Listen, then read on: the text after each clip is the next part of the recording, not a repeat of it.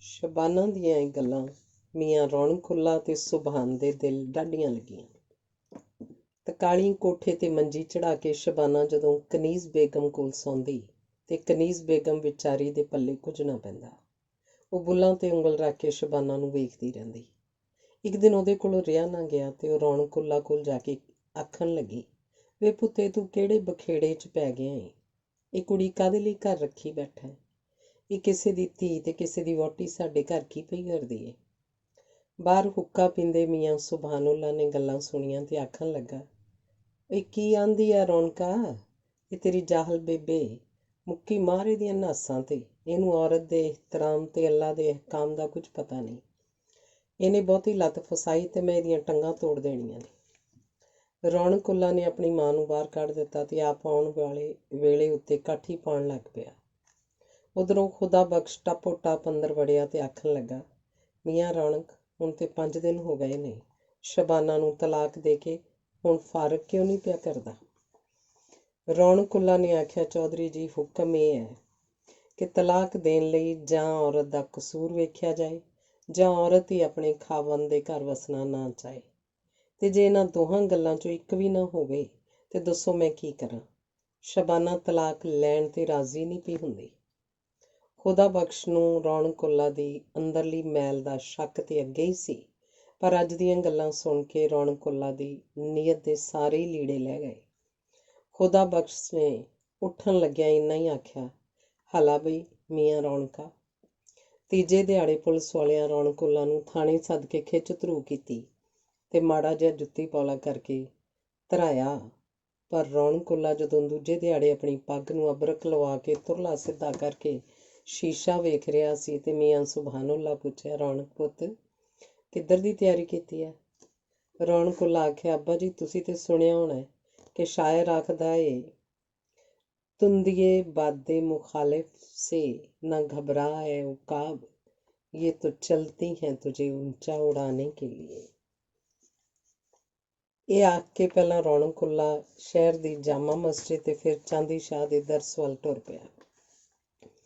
ਦੂਜੇ ਦਿਹਾੜੇ ਡੀਸੀ ਦੇ ਚਪੜਾਸੀ ਨੇ ਅੰਦਰ ਜਾ ਕੇ ਸਾਹਿਬ ਨੂੰ ਦੱਸਿਆ ਵੀ ਕਚਹਿਰੀ ਦੇ ਵੱਡੇ ਬੂਹੇ ਵੱਲੋਂ ਮੌਲਵੀਆਂ ਦਾ ਬੜਾ ਵੱਡਾ ਜਲੂਸ ਦਫ਼ਤਰ ਵੱਲ ਆ ਰਿਹਾ ਹੈ।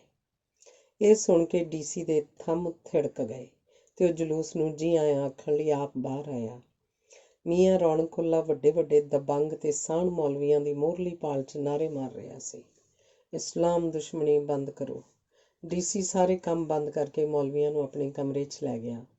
ਬੂਹਾ ਬੰਦ ਕਰਕੇ ਚਪੜਾਸੀ ਨੂੰ ਆਖਣ ਲੱਗਾ, ਅੰਦਰ ਕੋਈ ਨਾ ਆਵੇ, ਮੈਂ ਦੀਨ ਦੇ ਆਲਮਾਂ ਨਾਲ ਗੱਲਬਾਤ ਕਰ ਰਿਹਾ। ਡੀਸੀ ਨੇ ਛੇਤੀ ਛੇਤੀ ਚਾਹ ਮਠਿਆਈ ਦਾ ਹੁਕਮ ਦੇ ਕੇ ਮੌਲਵੀਆਂ ਕੋਲੋਂ ਹੁਕਮ ਪੁੱਛਿਆ ਤੇ ਜਲੂਸ ਦੇ ਮੋਹਰੀ ਨੇ ਆਪਣਾ ਤੁਆਰਫ ਕਰਾਉਂਦਿਆਂ ਦੱਸਿਆ ਕਿ ਮੇਰਾ ਨਾਂ ਅਲਾਮਾ ਡਾਕਟਰ ਮੌਲਾਨਾ ਤਫਰੀਕ ਦੀਨ ਸਾਗਰ ਹੈ ਤੇ ਸਾਡੇ ਨੌਜਵਾਨ ਆਲਮੀ ਦੀਨ ਮੌਲਾਨਾ ਰੌਣਕ-ਉੱਲਾ ਸਾਹਿਬ ਨਾਲ ਪੁਲਿਸ ਨੇ ਸਖਤ ਜ਼ਿਆਦਤੀ ਕਰਕੇ ਬੇਹੁਰਮਤੀ ਕੀਤੀ ਹੈ। ਇਸ ਗੱਲ ਦੇ ਗਵਾਹ ਸਾਡੇ ਮੌਲਾਨਾ ਨਜ਼ਮ ਚੜੋ ਖਤਵੀ ਨੇ। ਤੁਹਾਡੇ ਹੈੱਡ ਕਲਰਕ ਖੁਦਾ ਬਖਸ਼ ਨੇ ਆਪਣਾ ਅਸਰ ਰਸੂਖ ਵਰਤ ਕੇ ਥਾਣੇ ਵਾਲਿਆਂ ਕੋਲੋਂ ਇੱਕ ਆਲਮੇ ਦੀਨ ਦੀ ਖੁੰਬ ਠਪਵਾਈ ਹੈ। ਸ਼ਬਾਨਾ ਬੀਬੀ ਦਾ ਜਾਇਜ਼ ਤੇ ਸ਼ਰਈ ਖਾਵੰਦ ਹੋਣ ਦੇ ਨਾਤੇ ਮੌਲਾਨਾ ਰੌਣਕ-ਉੱਲਾ ਦੇ ਬੇਜਾ ਦਬਾਅ ਸਰਾਸਰ ਇਸਲਾਮੀ ਹਦੂਦ ਦੀ ਖਿਲਾਫ ਵਰਜ਼ੀ ਹੈ, ਜਿਹਨੂੰ ਬਰਦਾਸ਼ਤ ਨਹੀਂ ਕੀਤਾ ਜਾ ਸਕਦਾ। ਜੇ ਗੱਲ ਅੱਗੇ ਵਧੀ ਤੇ ਸਾਰੇ ਦੇਸ਼ 'ਚ ਅੱਗ ਭੜਕ ਉੱਠੇਗੀ। ਡੀਸੀ ਨੇ ਉੱਠ ਕੇ ਆਖਿਆ, ਮੈਂ ਹਰ ਗੱਲ ਦੀ ਜ਼ਮਾਨਤ ਦਿੰਦਾ ਤੇ ਤੁਸੀਂ ਬੇਚਿੰਤ ਹੋ ਜਾਓ।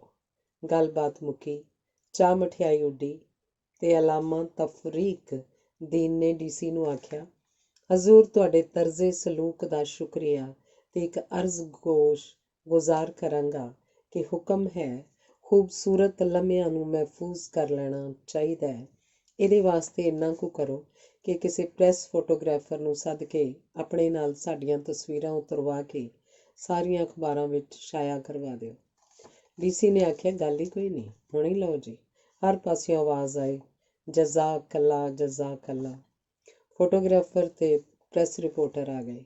ਸਾਰਿਆਂ ਤੋਂ ਪਹਿਲਾਂ ਅਲਾਮਾ ਤਫਰੀਕ ਦੀਨ ਉੱਠਿਆ, ਸਿਰ ਤੋਂ ਰੁਮਾਲ ਲਾ ਕੇ ਕੰਘੀ ਕੀਤੀ, ਕਾਲੀ ਐਨਕ ਲਾਈ, ਚਿਹਰੇ ਨੂੰ ਦਿਲਕਸ਼ੀ ਦੇਣ ਲਈ ਮਸਤਾਨੀ ਜਿਹੀ ਮੁਸਕਰਾਹਟ ਲੱਬਾਂ ਤੇ ਲਿਆਂਦੀ, ਛਾਤੀ ਨੂੰ ਥੋੜ੍ਹਾ ਜਿਹਾ ਫੁਲਾਇਆ, ਕਿ ਜਵਾਨੀ ਨਹੀਂ ਤੇ ਜਵਾਨੀ ਦੀ ਭਾਅ 'ਤੇ ਵੱਜੇ।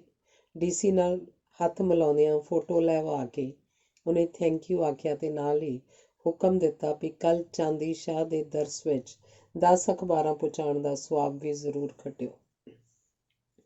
ਮੌਲਵੀ ਬਾਹਰ ਨਿਕਲੇ ਤੇ ਹੈੱਡ ਕਲਰਕ ਖੁਦਾ ਬਖਸ਼ ਆਪਣੀ ਟੋਪੀ ਸਿੱਧੀ ਕਰਕੇ ਬੁੱਲ੍ਹਾਂ ਤੇ ਜੀਭ ਫੇਰਦਾ ਫਿਰਦਾ ਡੀਸੀ ਦੇ ਕਮਰੇ ਅੰਦਰ ਵੜਿਆ ਤੇ ਡੀਸੀ ਨੇ ਵਾੜ ਕੇ ਰੱਖ ਦਿੱਤਾ। ਉਹ ਆਖਣ ਲੱਗਾ, ਖੁਦਾ ਬਖਸ਼ਾ, ਤੂੰ ਮੇਰੇ ਕੋਲ ਹੈੱਡ ਕਲਰਕ ਤੇ ਕੀ ਹੋਇਆ? ਵੇਖੀ ਕਿਧਰੇ ਜਨਾਨੀ ਲੱਭਦਾ ਲੱਭਦਾ ਜ਼ਿੰਦਗਾਨੀ ਨਾ ਗਵਾ ਲਈ। ਮੌਲਵੀਆਂ ਨੇ ਦੂਜਾ ਜਲੂਸ ਕੱਢ ਲਿਆ ਤੇ ਜਲੂਸ ਨਿਕਲ ਜਾਣਾ ਹੈ।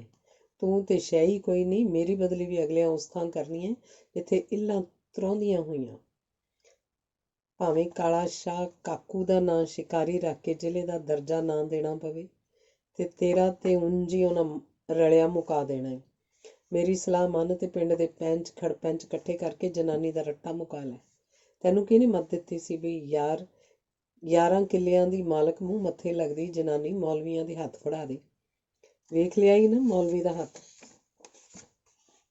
ਬਹਿ ਜਾ ਹੁਣ ਹੱਥ ਤੇ ਹੱਥ ਧਰ ਕੇ ਤੇ ਹੱਥਾਂ ਨਾਲ ਦਿੱਤੀਆਂ ਮੂੰਹ ਨਾਲ ਖੋਲ। ਇੰਝ ਹੈੱਡ ਕਲਰਕ ਦੇ ਜਦੋਂ 2 ਵਾਰਾਂ ਮੋਢੇ ਲੱਗ ਗਏ ਤੇ ਤੀਜੀ ਛਿੰਝ ਦੀ ਤਿਆਰੀ ਕਰਨ ਲੱਗ ਪਿਆ। ਪਿੰਡ ਦੇ ਇਕੱਲੇ ਸਿਰ ਕੱਢਵੇਂ ਆਗੂ ਨੂੰ ਮਿਲ ਕੇ ਇੱਜ਼ਤ ਬਰਾਦਰੀ ਤੇ ਸ਼ਰੀਕੇ 'ਚ ਨੱਕ ਵੱਢ ਜਾਣ ਦਾ ਭੋਗ ਪਾ ਕੇ ਆਪਣੀਆਂ ਬਾਹਾਂ ਮੋੜਨ ਦਾ ਤਰਲਾ ਮਾਰਿਆ। 2-4 ਘਰ ਛੱਡ ਕੇ ਸਾਰਾ ਪਿੰਡ ਖੁਦਾ ਬਖਸ਼ ਦੇ ਨਾਲ ਸੀ। ਉਹਨਾਂ ਨੂੰ ਇਹ ਵੱਟ ਸੀ ਵੀ ਪਿੰਡ ਦੇ ਮਲਵਾਣੇ ਕਿੱਥੋਂ ਦੇ ਰਾਠ ਬਣ ਗਏ ਜਿਹੜੇ ਇੰਨੇ ਆਕੀ ਹੋ ਕੇ ਚੌਧਰੀ ਖੁਦਾ ਬਖਸ਼ ਦੀ ਜਨਾਨੀ ਤੇ ਹੀ ਮੱਲ ਮਾਰ ਬੈਠੇ ਨੇ। ਖੁਦਾ ਬਖਸ਼ ਨੇ ਨਸ ਭੱਜ ਕਰਕੇ ਹੱਲਾ ਮਾਰਿਆ ਤੇ ਆਉਂਦੇ ਮੰਗਲ ਨੂੰ ਪਰਿਆਂ ਦਾ ਦਿਨ ਮਿਥਿਆ ਗਿਆ। ਅੱਜ ਵੱਡੇ ਵੇਲੇ ਤੋਂ ਹੀ ਹਵਾ ਨੇ ਸਾਹ ਘੁੱਟ ਲਿਆ ਸੀ। ਅੰਤ ਦਾ ਗੁੰਮਾ ਤੇ ਦੁਹਾਈ ਦਾ ਹੁਮ ਸੀ। ਚਿੜੀਆਂ ਦੇ ਬੋਟਾਂ ਮੂੰਹ ਅੱਡੇ ਹੋਏ ਸਨ। ਬੁੱਢੜੀਆਂ ਗਲ 'ਚ ਬੰਡੀਆਂ ਪਾ ਕੇ ਮਲਮਲ ਦੇ ਲੀੜੇ ਭਿਉਂ ਕੇ ਉੱਤੇ ਲਈ ਫਿਰਦੀਆਂ ਤੇ ਇੱਕ ਦੂਜੀ ਨੂੰ ਆਂਦੀਆਂ, ਹਾਏ ਹਾਏ ਨੀ ਕਰਮੋ ਅੜੀਏ, ਅੱਜ ਤੇ ਖੌਰੇ ਕੀ ਹੋਣ ਵਾਲਾ ਹੈ। ਤਲੀ ਤੇ ਪਾਉਣ ਨੂੰ ਹਵਾ ਨਹੀਂ ਲੱਭਦੀ। ਕਿਧਰੇ ਲਾਲ ਹਨੇਰੀ ਜਾਂ ਜੁੰਮੇ ਸ਼ਾਹ ਤੇ ਨਹੀਂ ਆਉਣ ਵਾਲਾ। ਕੋਠਿਆਂ ਤੋਂ ਮੰਜੀਆਂ ਲਾਹ ਲੈਣੀਆਂ ਚਾਹੀਦੀਆਂ ਨੇ। ਵਾਗੀਆਂ ਨੂੰ ਆਖੋ ਛੇਤੀ ਘਰੀਂ ਪਰਤ ਆਉਣ। ਵੇਖੋ ਨਾ ਤੱਤੇ ਪਿੱਪਲ ਦੇ ਚੁਗਲਖੋਰ ਪੱਤੇ ਵੀ ਅੱਜ ਨਹੀਂ ਬੋਲਦੇ ਚੱਲਦੇ। ਨਹੀਂ ਤੇ ਪੀਲੇ ਪੱਤੇ ਲੜਦੇ ਭਿੜਦੇ ਖੜ ਕਰਦੇ ਮੂੰਹ 'ਚ ਜ਼ਬਾਨ ਹੀ ਨਹੀਂ ਪਾਉਂਦੇ ਹੁੰਦੇ। ਹਵਾ ਜਦੋਂ ਦੜ ਮਾਰ ਜਾਏ ਤੇ ਜੁੰਮੇ ਸ਼ਾਹ ਜ਼ਰੂਰ ਬਰ ਜ਼ਰੂਰ ਆਉਂਦਾ ਹੁੰਦਾ। ਵੱਟ ਹੁੱਸੜ ਤੇ ਚੁਮਾਸਾ ਦੱਸਦਾ ਏ ਵੀ ਅੱਜ ਕੋਈ ਝੱਖੜ ਜ਼ਰੂਰ ਝੁੱਲੇਗਾ। ਸੁਣਿਆ ਅੱਜ ਬੋਹੜ ਥੱਲੇ ਪਰਿਆਂ ਵੀ ਬਹਿਣੀ ਏ। ਚੰਗਾ ਇਹ ਸ਼ਬਾਨਾ ਵਾਲਾ ਖਿੱਚੜ ਖੀਆ ਕਿਧਰੇ ਨਿਬੜ ਹੀ ਜਾਵੇ। ਐਵੇਂ ਪਿੰਡ ਦੀਆਂ ਜਵਾਨ ਕੁੜੀਆਂ ਸਾਰੀ ਦਿਹਾੜੀ ਇਸ ਵਿੱਢੀ ਬਾਰੇ ਗੱਲਾਂ ਕਰ ਇੱਕ ਦੂਜੀ ਨੂੰ ਚੂੰਡੀਆਂ ਵੜਦੀਆਂ ਰਹਿੰਦੀਆਂ ਨੇ। ਪਿੰਡ ਦੇ ਬੁੱਢੇ ਬੋਹੜ ਥੱਲੇ ਬਣੇ ਥੜੇ ਉੱਤੇ ਅੱਜ ਮੰਜੀਆਂ ਡੱਠਣ ਲੱਗ ਪਈਆਂ। ਚਮੋੜੇ ਤਾਜ਼ੇ ਕਰਕੇ ਟੋਪੀਆਂ ਉੱਤੇ ਸਿਰਪੋਚ ਰੱਖ ਕੇ ਕਮੀਆਂ ਨੇ ਵਾਰੀ ਦੇਣ ਲਈ ਗੱਟੇ ਫੜ ਲਏ। ਕੁਝ ਪੱਖੀਆਂ ਨਾਲ ਚੌਧਰੀਆਂ ਨੂੰ ਝੱਲਾ ਮਾਰਨ ਲੱਗ ਪਏ। ਰੱਖੂ ਮਾਛੀ ਗਲਾਸ ਫੜ ਕੇ ਝੱਜਰ ਕੋਲ ਬਹਿ ਗਿਆ। ਗਰੀਬ ਗੁਰਬੇ ਪੈਂਦਾਂ ਉੱਤੇ ਤੇ ਗਰੀਬਾਂ ਤੋਂ ਵੀ ਥੱਲੇ ਭੁੰਜੇ ਬਹਿ ਗਏ। ਕੁਝ ਇਸ ਤੋਂ ਥੱਲੇ ਵੀ ਹੈ ਸਨ, ਪਰ ਭੋਏ ਤੋਂ ਨੀਵੀਂ ਥਾਂ ਹੀ ਕੋਈ ਨਹੀਂ ਸੀ। ਪਿੰਡ ਦੇ ਇਸ ਬੁੱਢੇ ਬੋਹੜ ਨੇ ਸਦੀਆਂ ਦਾ ਇਤਿਹਾਸ ਆਪਣੇ ਕਲੇਜੇ ਦੇ ਥੱਲੇ ਜਿਹੇ ਕਰਕੇ ਲੁਕਾਇਆ ਹੋਇਆ ਸੀ। ਉਹਨੇ ਆਪਣੀ ਛਾਂ ਥੱਲੇ ਇਨਸਾਨਾਂ ਦੇ ਬੜੇ ਸੋਹਣੇ ਨਿਆਂ ਹੁੰਦੇ ਵੇਖੇ ਸਨ। ਕਿਸੇ ਬੇਵਾ ਦੀ ਭੋਏ ਤੇ ਕਬਜ਼ਾ, ਕਿਸੇ ਗਰੀਬ ਦੀ ਧੀ ਨੂੰ ਚੌਧਰੀ ਦੇ ਮੁੰਡੇ ਨਾਲ ਜ਼ਿਆਦਤੀ ਕਰਨ ਦੀ ਸਜ਼ਾ, ਕਿਸੇ ਕਮੀ ਦੇ ਮੁੰਡੇ ਨੂੰ ਸਿਰ 'ਚ ਚੀਰ ਕੱਢਣ ਦਾ ਜੁਰਮਾਨਾ, ਫਕੀਰਾਂ ਦੀ ਕੁੜੀ ਨੂੰ ਚੌਧਰੀਆਂ ਦੀਆਂ ਕੁੜੀਆਂ ਨਾਲੋਂ ਸੋਹਣੀ ਹੋਣ ਦਾ ਡੰਨ, ਦੁਬਈ ਤੋਂ ਮੁੜੇ ਦਿੱਤੂ ਝੋਰ ਨੂੰ ਨਵੇਂ ਸਾਈਕਲ ਤੇ ਚੜ੍ਹ ਕੇ ਪਿੰਡ 'ਚ ਫਿਰਨ ਤੇ ਛਿੱਤਰੌਲ। ਇਹ ਬੋਹੜ ਹੁਣ ਇੰਨਾ ਕੁ ਬੁੱਢਾ ਹੋ ਗਿਆ ਸੀ ਕਿ ਹੁਣ ਉਹਦੇ ਵਿੱਚ ਇੰਜ ਦੇ ਨਿਆਂ ਵੇਖਣ ਦੀ ਸੱਤਿਆ ਨਹੀਂ ਸੀ ਰਹਿ ਗਈ। ਉਹਨੇ ਵਿਹਾਏ ਵੇਲੇ ਤੇ ਝਾਤੀ ਪਾ ਕੇ ਆਖਿਆ, ਇਸ ਪਿੰਡ ਦਿਆਂ ਮੁੰਡਿਆਂ ਮੇਰੇ ਉੱਤੇ ਜੱਟ ਪ੍ਰਾਹਮਲ ਖੇਡਿਆ। ਵੱਡੇ ਵਡੇਰਿਆਂ ਸਿਰ ਤੇ ਮਹਿੰਦੀ ਲਾ ਕੇ ਮੇਰੇ ਪੱਤੇ ਉੱਤੇ ਬੱਧੇ। ਬਾਲਾਂ ਮੇਰੇ ਪੱਤਿਆਂ ਉੱਤੇ ਬਰਫ਼ ਮਲਾਈ ਪਾ ਕੇ ਖਾਧੀ। ਬੱਕਰੀਆਂ ਵਾਲਿਆਂ ਮੇਰੇ ਟਾਹਣ ਭੰਨੇ। ਜਨੌਰਾਂ ਨੂੰ ਪਤਾ ਨਹੀਂ ਕਿੰਨੀਆਂ ਪੀੜ੍ਹੀਆਂ ਮੇਰੇ ਤੇ ਜੰਮੀਆਂ ਪਾਲੀਆਂ ਤੇ ਅੱਜ ਮੇਰੀ ਬੁੱਢੀ ਦਾੜੀ ਨਾਲ ਨਿਆਣੇ ਲਮਕ ਕੇ ਹੂਟੇ ਲੈਂਦੇ ਨੇ ਤੇ ਜਦੋਂ ਵੀ ਮੇਰੀ ਕੂਲੀ ਟਾਹਣੀ ਤੋੜਦੇ ਨੇ ਮੇਰੇ ਅੱਥਰੂ ਨੂੰ ਮੇਰਾ ਦੁੱਧ ਆਖ ਛੱਡਦੇ ਨੇ। ਆਪਣੀਆਂ ਅੱਖਾਂ ਤੇ ਹੱਥ ਦਾ ਚੱਪਾ ਰੱਖ ਕੇ ਅੱਜ ਇਹ ਬੁੱਢਾ ਬੋਹੜ ਭੈਣ ਭਰਾਵਾਂ ਤੋਂ ਖਾਲੀ ਤੇ ਮਾਂ ਪਿਓ ਤੋਂ ਵਾਂਝੀ ਹੋਈ ਕੱਲਮ ਕੱਲੀ ਮਾਂ ਮੈਟਰ ਸ਼ਬਾਨਾ ਦਾ ਨਿਆਂ ਬੜੀ ਨੀਝ ਲਾ ਕੇ ਵੇਖ ਸੁਣ ਰਿਹਾ ਸੀ। ਜਦੋਂ ਪਰਿਆਂ ਨੇ ਮੰਜੀਆਂ ਮੱਲ ਲਈਆਂ ਤੇ ਛੇਕੜ ਤੇ ਜ਼ੈਲਦਾਰ ਜ਼ਾਰਫ ਖਾਂ ਆਇਆ ਤੇ ਲੋਕਾਂ ਖਲੋ ਕੇ ਉਹਦਾ ਆਦਰ ਕੀਤਾ। ਉਹਨੇ ਬਹਿੰਦਿਆਂ ਸਾਰੀ ਆਖਿਆ, ਕਿਉਂ ਬਈ ਸ਼ਬਾਨਾ ਬੀਬੀ ਵੀ ਆ ਗਈ ਏ ਕਿ ਨਹੀਂ? ਝੱਜਰ ਕੋਲ ਬੈਠੇ ਰੱਖੂ ਮਾਛੀ ਆਖਿਆ, ਆਹੋ ਜੀ ਆ ਬੋਰਡ ਦੇ ਥੱਲੇ ਪਿਛਲੇ ਪਾਸੇ ਬੈਠੀ ਏ। ਜ਼ੈਲਦਾਰ ਨੇ ਉੜ ਕੇ ਵੇਖਿਆ ਤੇ ਟਾਸੇ ਦੀ ਚਾਦਰ ਦੀ ਬੁੱਕਲ ਮਾਰ ਕੇ ਮੂੰਹ ਸਿਰ ਨੂੰ ਚੰਗੀ ਤਰ੍ਹਾਂ ਢੱਕ ਕੇ ਸ਼ਬਾਨਾ ਮੰਜੀ ਤੇ ਬੈਠੀ ਸੀ।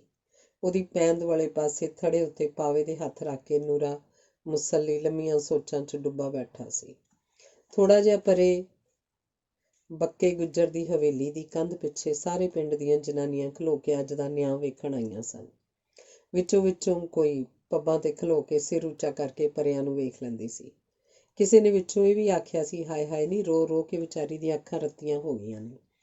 ਦੂਜੀ ਆਖਿਆ ਨੀ, ਸਿਰ ਤੇ ਜਦੋਂ ਕੋਈ ਭਰਾ ਤੇ ਮਾਂ ਪਿਓ ਨਾ ਰਵੇ ਤੇ ਉਹਦੇ ਨਾਲ ਜੱਗ ਇੰਝ ਹੀ ਕਰਦਾ ਏ। ਵੇਖਣਾ ਇੰਝ ਲੱਗਦਾ ਜਿਵੇਂ ਕੋਈ ਮਾਸੂਮ ਹਿਰਨੀ ਕੁੱਤਿਆਂ ਦੇ ਘੇਰੇ 'ਚ ਆ ਖੜੀ ਹੋਵੇ। ਅੱਛਾ, ਰੱਬ ਹੱਕਾਂ ਦੀਆਂ ਹੱਕ ਨਿਬੇੜੇ। ਕਿਉਂ ਵਈ ਮੀਆਂ ਰੌਣਕੁੱਲਾ, ਇਹ ਕੀ ਕੁੱਤਖਾਨਾ ਖਿਲਾ ਰਿਹਾ ਤੁਸੀਂ? ਇਸ ਪਿੰਡ ਦਾ ਕੋਈ ਖਸਮ ਖਸਾਈ ਨਹੀਂ ਰਿਹਾ? ਇਹ ਰੱਫੜ ਕੀ ਏ?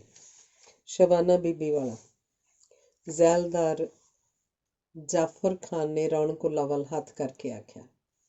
ਮੀਆਂ ਰੌਣਕੁੱਲਾ ਸਿਰ ਤੋਂ ਪਰਨੇ ਨੂੰ ਸਿੱਧਾ ਕਰਦਿਆਂ ਆਖਣ ਲੱਗਾ, ਜ਼ੈਲਦਾਰ ਜੀ, ਮੇਰੇ ਵੱਲੋਂ ਤੇ ਕੋਈ ਹਬੀ ਨਬੀ ਨਹੀਂ ਜੇ ਹੋਈ। ਮੈਂ ਤੇ ਰੱਬ ਦੇ ਹੁਕਮ ਦੀ ਪਾਲਣਾ ਤੇ ਸ਼ਰਾਹ ਪਿੱਛੇ ਪੈਰ ਤੇ ਪੈਰ ਰੱਖ ਕੇ ਟੁਰਿਆ ਜੇ। ਪਿੰਡ ਦਾ ਇਹਤਰਾਮ ਤੇ ਸ਼ਰਾਹ ਤੇ ਅਹਿਕਾਮ ਮੇਰੇ ਈਮਾਨ ਜੇ। ਇਹ ਤੁਹਾਡੇ ਕੋਲ ਸ਼ਬਾਨਾ ਬੈਠੀ ਏ। ਜੇ ਉਹ ਮੇਰੇ ਘਰ ਵਸਣ 'ਚ ਰਾਜ਼ੀ ਨਹੀਂ ਤੇ ਮੈਂ ਅੱਜ ਹੀ ਤਲਾਕ ਦੇਣ ਨੂੰ ਰਾਜ਼ੀ ਹਾਂ। ਮੇਰੀ ਕੋਈ ਮਨਾਹੀ ਨਹੀਂ। ਪਰ ਉਹ ਖੁਦਾ ਬਖਸ਼ ਤੱਤਾ ਹੋ ਕੇ ਬੋਲਿਆ, ਜੇ ਨੀਅਤਾਂ ਮੈਲੀਆਂ ਹੋ ਜਾਣ ਤੇ ਜ਼ੈਲਦਾਰ ਜੀ ਕੰਮ ਕਦੇ ਵੀ ਸਿੱਧੇ ਨਹੀਂ ਹੁੰਦੇ। ਮੈਨੂੰ ਰੌਣਕੁੱਲਾ ਦੀਆਂ ਸਲਾਹਾਂ, ਮਸਲੇ ਮਸਾਇਲ ਤੇ ਮੱਤਾਂ ਨੇ ਇਸ ਥਾਂ ਤੀਕ ਪਹੁੰਚਾਇਆ ਏ। ਹੁਣ ਇਹ ਸ਼ਰਾਹ ਦੇ ਘੋੜੇ ਤੇ ਚੜ੍ਹ ਕੇ ਮੈਨੂੰ ਫੜਾਈ ਨਹੀਂ ਦਿੰਦਾ। ਇਹਨੇ ਹੀ ਸ਼ਬਾਨਾ ਨੂੰ ਉਂਗਲੀ ਲਾਇਆ, ਪੁੱਠੀਆਂ ਪੱਟੀਆਂ ਪੜਾਈਆਂ ਤੇ ਹੁਣ ਨੇਕੋਕਾਰ ਬਣ ਕੇ ਸਾਨੂੰ ਸ਼ਰਾਹ ਦੀ ਸੂਲੀ ਤੇ ਟੰਗੀ ਬੈਠਾ ਜੇ। ਇਹਦੀਆਂ ਦੱਸਣ ਵਾਲੀਆਂ ਹੋਰ ਤੇ ਵਰਤਣ ਵਾਲੀਆਂ ਹੋਰ ਜੇ। ਇਹ ਚੋਰ ਕੁੱਤੀ ਰਲ ਕੇ ਮੇਰਾ ਝੁੱਗਾ ਗਾਲੂ ਨੇ। ਇਸ ਵੈਲਦਾਰ ਨੇ ਇਹੋ ਜਿਹੀ ਪੁੱਠੀ ਤਾਣੀ ਤਣੀ ਜੇ ਕੋਈ ਤੰਦ ਸਿੱਧੀ ਨਹੀਂ ਰਹਿਣ ਦਿੱਤੀ। ਰੌਣਕੁੱਲਾ ਤੇ ਹੈੱਡ ਕਲਰਕ ਦੋਹਾਂ ਧਿਰਾਂ ਆਪਣੀ ਆਪਣੀ ਜੂਹ ਤੇ ਪੱਕੀ ਪੈਰੀ ਇੱਕ ਦੂਜੇ ਤੇ ਵਾਰ ਕਰਕੇ ਸ਼ਬਾਨਾ ਨੂੰ ਖਿੱਚਣ ਦੀ ਵਾਹ ਲਾਈ ਤੇ ਨਿਆਂ ਕਰਨ ਦਾ ਵੇਲਾ ਆ ਗਿਆ। ਇਹ ਤੇ ਨਾ ਪਤਾ ਲੱਗਾ ਕਿ ਆਂਦੀਆਂ ਕਿਹਨੂੰ ਨੇ, ਪਰ ਕੰਧੋਂ ਪਾਰ ਕਦੀ ਕਦੀ ਕਿਸੇ ਜਨਾਨੀ ਦੀ ਆਵਾਜ਼ ਆਉਂਦੀ, ਵੇਖਾਂ ਕੁੱਤਾ ਕਿਸੇ ਥਾਂ ਦਾ ਨਾ ਹੋਵੇ ਤੇ ਵੇ ਮਰ ਜਾ ਡੁੱਬ ਕੇ ਔਂਤਰਿਆ ਆਉਂਦਿਆ। ਵੇ ਜੇ ਪੱਲੇ ਕੁਝ ਨਹੀਂ ਸਾਈ ਤੇ ਗਾਨਾ ਬੰਨ ਕੇ ਘੋੜੀ ਤੇ ਕਾਹਨੂੰ ਚੜ੍ਹ ਗਿਆ ਸੈਂ, ਹੁਣ ਜਾ ਫਿਰਨਿਆ। ਜ਼ੈਲਦਾਰ ਜਾਫਰ ਖੁਸ਼ੀਆਂ ਲੰਬੜ ਤੇ ਦੁੱਲਾ ਪੈਂਚ ਸਿਰ ਜੋੜ ਕੇ ਬਹਿ ਗਏ ਤੇ ਨਿਆਂ ਤੇ ਪੁੱਜ ਗਏ। ਜ਼ੈਲਦਾਰ ਨੇ ਬਾਂਹ ਖੜੀ ਕੀਤੀ ਤੇ ਸਾਰਿਆਂ ਨੂੰ ਚੁੱਪ ਕਰਾ ਕੇ ਆਖਿਆ, ਲਓ ਪਈ ਖਲਕਤੇ, ਖੁਦਾ ਦੀਏ, ਤੁਸੀਂ ਸਭ ਕੁਝ ਵੇਖ ਚਾਖ ਲਿਆ ਏ। ਦੋਹਾਂ ਬੰਨਿਆਂ ਦੀ ਗੱਲ ਕਰ ਸੁਣ ਲਈਏ ਤੇ ਪਰਿਆ ਇਸ ਨਤੀਜੇ ਤੇ ਪੁੱਜੀਏ ਵੀ ਸ਼ਰਾਹ ਦਾ ਧਿਆਨ ਰੱਖਿਆ ਜਾਏ ਤੇ ਹੱਕ ਵਾਲੇ ਨੂੰ ਉਹਦਾ ਹੱਕ ਵੀ ਲੱਭ ਜਾਏ। ਚੰਗੀ ਤਰ੍ਹਾਂ ਭਾਲ ਕਰਕੇ ਇਹਦਾ ਇਹ ਉਪਾਅ ਹੱਥ ਆਇਆ ਏ ਵੀ ਸ਼ਬਾਨਾ ਬੀਬੀ ਨੂੰ ਆਖਿਆ ਜਾਏ ਕਿ ਆਪ ਹੀ ਮੀਆਂ ਰੌਣਕੁੱਲਾ ਕੋਲੋਂ ਤਲਾਕ ਮੰਗ ਕੇ ਚੌਧਰੀ ਖੁਦਾ ਬਖਸ਼ ਦੇ ਘਰ ਵਸ ਜਾਏ। ਇੰਜ ਪਿੰਡ ਦੀ ਇੱਜ਼ਤ, ਸ਼ਰਾਹ, ਹੱਕ ਤੇ ਨਿਆਂ ਦੀ ਮੰਗ ਵੀ ਪੂਰੀ ਹੋ ਜਾਂਦੀ ਏ। ਨਿਆਂ ਦੀ ਮੰਗ ਅਜੇ ਪੂਰੀ ਨਹੀਂ ਸੀ ਹੋਈ ਤੇ ਸ਼ਬਾਨਾ ਬੋਹੜ ਪਿੱਛੋਂ ਉੱਠ ਕੇ ਪਰਿਆਂ ਦੇ ਸਾਹਮਣੇ ਹੋ ਖਲੋਤੀ। ਉਹਨੇ ਆਖਿਆ, ਇੱਜ਼ਤਾਂ ਵਾਲਿਓ, ਤੁਹਾਡੇ ਨਿਆਂ ਨੇ ਤੁਹਾਨੂੰ ਵੀ ਨੰਗਾ ਕਰ ਦਿੱਤਾ ਤੇ ਮੈਂ ਵੀ ਆਪਣੀ ਇੱਜ਼ਤ ਦੇ ਲੀੜੇ ਲਾ ਕੇ ਤੁਹਾਡੇ ਸਾਹਮਣੇ ਆ ਖਲੋਤੀ ਹਾਂ। ਤੁਸੀਂ ਤੇ ਨਿਆਂ ਕਰ ਦਿੱਤਾ, ਪਰ ਮੇਰੇ ਸਵਾਲਾਂ ਦਾ ਵੀ ਕੁਝ ਕਰਦੇ ਜਾਓ। ਮੈਨੂੰ ਇੰਨਾ ਹੀ ਦੱਸੋ ਕਿ ਮੈਂ ਇਨਸਾਨਾਂ ਦੇ ਘਰ ਜੰਮੀ ਹੋਈ ਇੱਕ ਜਨਾਨੀ ਹਾਂ ਜਾਂ ਮਰਦ ਦੇ ਪੈਰ ਨੂੰ ਪੂਰੀ ਆ ਜਾਣ ਵਾਲੀ ਜੁੱਤੀ? ਮੈਂ ਕਿਸੇ ਦੀ ਧੀ, ਭੈਣ, ਬੀਵੀ ਜਾਂ ਮਾਂ ਹਾਂ ਕਿ ਹਰ ਕਿਸੇ ਖੁਰਲੀ ਤੇ ਪੁੱਛਿਓਂ ਬਿਨਾਂ ਬੱਝ ਜਾਣ ਵਾਲੀ ਗਾਂ? ਮੇਰੀ ਵੀ ਆਪਣੀ ਕੋਈ ਮਰਜ਼ੀ ਹੈ ਕਿ ਜਾਂ ਮੈਂ ਪਿੰਡ ਦੀ ਖੂਹੀ ਦੀ ਲੱਜ ਨਾਲ ਬੱਝਿਆ ਹੋਇਆ ਇੱਕ ਬੋਕਾ ਹਾਂ ਜਿਹਦੇ ਨਾਲ ਪਾਣੀ ਕੱਢ ਕੇ ਜਣਾ ਖਣਾ ਆਪਣੀ ਤਰੇ ਬੁਝਾਉਂਦਾ ਹੈ? ਜੇ ਮੈਂ ਹਰ ਪੈਰ ਦੀ ਜੁੱਤੀ ਹਾਂ ਤੇ ਕੀ ਮਰਦੀ ਅਜਿਹੀ ਪੱਗ ਏ ਜਿਹਦੇ ਲਈ ਪਹਿਲਾਂ ਸਿਰ ਨੂੰ ਪਸੰਦ ਕੀਤਾ ਜਾਂਦਾ ਹੈ? ਮੈਂ ਪਿੰਡ ਦੀ ਧੀ ਸਾਂ ਤੇ ਸਾਊ ਧੀਆਂ ਸ਼ਰਮਾਂ ਵਾਲੀਆਂ ਹੁੰਦੀਆਂ ਨੇ, ਪਰ ਤੁਸੀਂ ਮੈਨੂੰ ਉਸ ਥਾਂ ਤੇ ਲਿਆ ਕੇ ਖਿਲਾਰ ਦਿੱਤਾ ਜਿੱਥੇ ਮੈਨੂੰ ਸਾਰੇ ਲੀੜੇ ਲਾ ਕੇ ਦੱਸਣਾ ਪਿਆ ਹੈ ਕਿ ਮੈਂ ਕਿੰਜ ਦੇ ਖਾਵੰਦ ਨਾਲ ਵਸਦੀ ਰਹੀ ਹਾਂ। ਉਮਰ ਦੇ ਜਜ਼ਬਿਆਂ ਜਦੋਂ ਵੀ ਮੂੰਹ ਖੋਲਿਆ ਮੈਂ ਆਪਣੇ ਪਿਓ ਦੀ ਪੱਗ ਖਵਾ ਦਿੱਤੀ। ਮੈਂ ਆਪਣੇ ਅੰਦਰ ਦੀ ਜਵਾਨ ਕੁੜੀ ਦਾ ਰੌਲਾ ਡੱਕਣ ਲਈ ਉਹਦੇ ਮੂੰਹ 'ਚ ਆਪਣੀ ਮਾਂ ਦੀ ਚਿੱਟੀ ਚੁੰਨੀ ਤੁੰਨ ਛੱਡੀ। ਜਵਾਨੀ ਦੀਆਂ ਸ਼ੂਕਦੀਆਂ ਰਾਤਾਂ ਤੇ ਡੰਡ ਪਾਉਂਦੀਆਂ ਖਾਹਿਸ਼ਾਂ ਨੂੰ ਆਪਣੀ ਰੂਹ ਦਾ ਮਾਸ ਚਾਰ ਕੇ ਆਪਣੀ ਤ੍ਰੇਹ ਦਾ ਇਮਤਿਹਾਨ ਲੈਂਦੀ ਰਹੀ। ਵੇ ਲੋਕੋ, ਹੁਣ ਜਦੋਂ ਮੈਂ ਜਵਾਨੀ ਦੀ ਸਿਖਰ ਦੁਪਹਿਰ ਦਾ ਸਾੜ ਝੱਲ ਕੇ ਉਮਰ ਦੇ ਲੋਢੇ ਵੇਲੇ 'ਚ ਪੈਰ ਧਰ ਲਿਆ ਏ ਤੇ ਤੁਸਾਂ ਮੇਰੇ ਦੋ ਵਿਆਹ ਧਰ ਲਏ ਨੇ। ਮੈਨੂੰ ਖਾਣ ਲਈ ਪਰੌਂਠਾ ਨਾ ਲੱਭਿਆ ਤੇ ਹੁਣ ਮੇਰੇ ਲਈ ਹੁਕਮ ਏ ਕਿ ਬਲੌ ਹੁੰਦਰਿਆ ਖਾ। ਮੈਂ ਖੁਦਾ ਬਖਸ਼ ਦੇ ਐਬ ਨੂੰ ਆਪਣੇ ਜੁੱਸੇ ਦਾ ਐਬ ਆਖ ਕੇ ਲੋਕਾਂ ਦਾ ਮੂੰਹ ਬੰਦ ਕੀਤੀ ਰੱਖਿਆ। ਆਪਣੀ ਸੁੰਨੀ ਗੋਦ ਵਿੱਚ ਇੱਜ਼ਤ ਦਾ ਬਾਵਾ ਬਿਠਾ ਕੇ ਲੋਰੀਆਂ ਦਿੰਦੀ ਰਹੀ।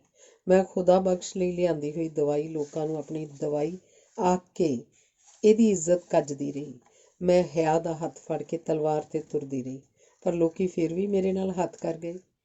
ਮੈਂ ਜਦੋਂ ਵੀ ਮਾਂ ਬਣਨ ਦਾ ਸੁਪਨਾ ਵੇਖਿਆ, ਮੇਰੀ ਮਾਂ ਨੇ ਮੈਨੂੰ ਇੱਜ਼ਤ ਦੇ ਖੜਬਾਣੇ ਦੇ ਛੱਡੇ। ਮੈਂ ਸਾਰੀ ਹਯਾਤੀ ਬਾਲ ਨੂੰ ਤਰਸਦੀ ਰਹੀ ਤੇ ਹੁਣ ਤੁਸਾਂ ਮੇਰੇ ਲਈ 2 ਲਾੜੇ ਲੱਭ ਲਏ। ਜਦੋਂ ਮੈਂ ਜਿਉਂਦੀ ਜਾਨੀ ਮਰ ਗਈ ਤੇ ਤੁਸਾਂ ਮੇਰੀਆਂ ਵੰਡੀਆਂ ਪਾਈਆਂ ਤੇ ਡੋਲੀਆਂ ਸਜਾ ਦਿੱਤੀਆਂ। ਮੈਂ ਬੇਵਸ ਬੇਸਹਾਰਾ ਮਾਂ ਮੈਟਰ ਜਨਾਨੀ ਸਹੀ, ਪਰ ਇੰਝ ਤਾਂ ਨਾ ਕਰੋ। ਤੁਸਾਂ ਮੈਨੂੰ ਆਪਣੀ ਮਰਜ਼ੀ ਦੀ ਖੁਰਲੀ ਤੇ ਬੰਨ੍ਹ ਦਿੱਤਾ। ਮੈਨੂੰ ਹਰ ਪੈਰ ਦੇ ਪੈਰੀਂ ਪੂਰਾ ਆਉਣ ਨੂੰ ਆਖਿਆ। ਖੁਦਾ ਬਖਸ਼ ਨੂੰ ਚੰਗੀ ਨਾ ਲੱਗੀ ਤੇ ਮਾਰ ਕੇ ਕੱਢ ਦਿੱਤਾ। ਫਿਰ ਮੇਰੀ ਧੌਣ ਤੇ ਗੋਡਾ ਰੱਖ ਕੇ ਆਖਿਆ ਕਿ ਰੌਣਕੁੱਲਾ ਨਾਲ ਨਿਕਾਹ ਕਰ।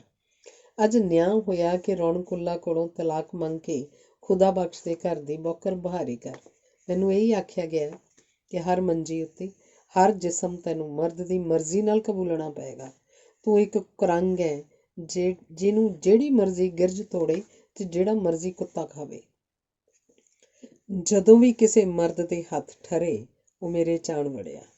ਜਿਹੜਾ ਵੀ ਪਿੰਡਾ ਠਰਿਆ, ਉਹਨੇ ਮੈਨੂੰ ਉੱਤੇ ਲੈ ਲਿਆ। ਵੇ ਇੱਜ਼ਤਾਂ ਵਾਲੀਆਂ ਧੀਆਂ ਦੇ ਇੱਜ਼ਤਾਂ ਵਾਲਿਓ ਮਾਪਿਓ, ਮੈਨੂੰ ਇਹਨਾਂ ਤੇ ਦੱਸੋ, ਮੈਂ ਕਿਸੇ ਦੀ ਧੀ ਭੈਣ ਹਾਂ ਜਾਂ ਮਰਦਾਂ ਨੂੰ ਨਿੱਘ ਦੇਣ ਵਾਲੀ ਬੁੱਕਲ? ਅੱਜ ਮੈਂ ਇਸਲਾਮ ਦੇ ਠੇਕੇਦਾਰ ਰੌਣਕੁੱਲਾ ਨੂੰ ਵੀ ਪੁੱਛਦੀ ਹਾਂ ਕਿ ਮੇਰਾ ਉਹਦੇ ਨਾਲ ਨਿਕਾਹ ਕਦੋਂ ਹੋਇਆ ਸੀ। ਉਹਦਾ ਕੌਣ ਗਵਾਹ ਹੈ? ਇੱਕ ਭੈਣ ਵਰਗੀ ਕੁੜੀ ਨੂੰ ਭਰੀ ਭਰਿਆ ਵਿੱਚ ਆਪਣੀ ਬੀਵੀ ਆਖ ਕੇ ਆਪਣੀ ਸ਼ਰ੍ਹਾ ਨਾਲ ਬੇਸ਼ਰਮੀ ਕਰਦਿਆਂ ਇਹਨੂੰ ਸ਼ਰਮ ਕਿਉਂ ਨਹੀਂ ਆਈ? ਮੈਂ ਇੱਜ਼ਤ ਬਚਾ ਕੇ ਆਪਣੀ ਮਾਂ ਵਰਗੀ ਭੋਲੀ ਭਾਲੀ ਜਨਾਨੀ ਕਨੀਜ਼ ਬੇਗਮ ਕੋਲ ਸੌਂ ਕੇ ਇਸ ਦਿਹਾੜੇ ਦੀ ਉਡੀਕ 'ਚ ਆਪਣੀਆਂ ਰਾਤਾਂ ਕੱਢੀਆਂ। ਅੱਜ ਕਿਹੜਾ ਮੇਰਾ ਖਾਵੰਦ? ਮੈਂ ਕਿਸ ਦੀ ਬੀਵੀ ਹਾਂ? ਮੈਂ ਕਿਸੇ ਖੁਰਲੀ ਦੀ ਬੱਕਰੀ ਹਾਂ ਜਾਂ ਮੰਜੀ ਦੀ ਜੁੱਲੀ? ਅੱਜ 7 ਚੁੱਲ੍ਹਿਆਂ ਦੀ ਸੁਆਹ ਤੇ ਹੁੱਕੇ ਦਾ ਪਾਣੀ ਪਾਉਂਦੀਆਂ ਮੈਂ ਮੀਆਂ ਰੌਣਕੁੱਲਾ ਦੇ ਸਿਰ ਤੇ 100 ਜੁੱਤੀ ਮਾਰਦੀਆਂ ਹੈੱਡ ਕਲਰਕ ਖੁਦਾ ਬਖਸ਼ ਨੂੰ। ਮੇਰੇ ਨਿਆਂ ਕਰਨ ਵਾਲਿਓ, ਪੱਗਾਂ ਸੰਭਾਲੋ, ਨੇਰੀਆਂ ਕਦੀ ਪੁੱਛ ਕੇ ਨਹੀਂ ਆਉਂਦੀਆਂ। ਸ਼ਬਾਨਾ ਅਜੇ ਗੱਲ ਮੁਕਾਈ ਨਹੀਂ ਸੀ ਕਿ ਬੁੱਢੇ ਬੋਹੜ ਤੇ ਬੈਠੇ ਜਨੌਰਾਂ ਰੌਲਾ ਪਾ ਦਿੱਤਾ। ਉੜਦੇ ਪੱਖੂ ਆਪਣੇ ਆਲ੍ਹਣਿਆਂ 'ਚ ਆ ਕੇ ਬਹਿ ਗਏ ਤੇ ਆਪਣੇ ਬੱਚਿਆਂ ਨੂੰ ਖੰਭਾਂ ਥੱਲੇ ਲੈ ਲਿਆ।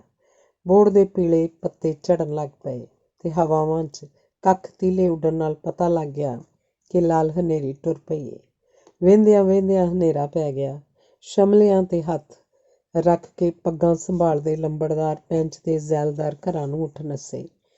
ਹਨੇਰੀ ਨਾਲ ਸਿਰ ਤੋਂ ਲੱਥੀ ਚੁੰਨੀ ਨੂੰ ਨੂਰੇ ਮੁਸੱਲੀ ਨੇ ਸ਼ਬਾਨਾ ਦੇ ਸਿਰ ਉੱਤੇ ਦਿੱਤਾ ਤੇ ਬਾਂਹ ਫੜ ਕੇ ਹਨੇਰੀ ਤੋਂ ਬਚਦਾ ਬਚਾਉਂਦਾ ਘਰ ਨੂੰ ਲੈ ਗਿਆ।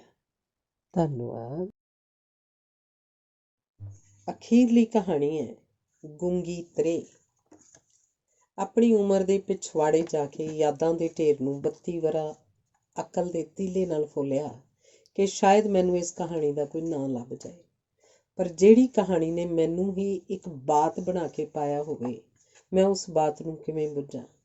ਆਪਣੇ ਆਪ ਉੱਤੇ ਵਾਪਰੀ ਹੋਈ ਇਸ ਬੁਝਾਰਤ ਦਾ ਅੱਜ ਤੀਕ ਨਾ ਕੋਈ ਕਾਰਨ ਲੱਭਾ, ਨਾ ਇਹਦੇ ਤੇ ਹਾਸਾ ਆਇਆ, ਨਾ ਰੋਣ। ਨਾ ਇਹ ਚੰਗੀ ਲੱਗਦੀ ਏ ਨਾ ਮੰਦੀ। ਇਹਨੂੰ ਯਾਦ ਕਰਕੇ ਖੁਸ਼ੀ ਹੁੰਦੀ ਏ ਨਾ ਅਫਸੋਸ।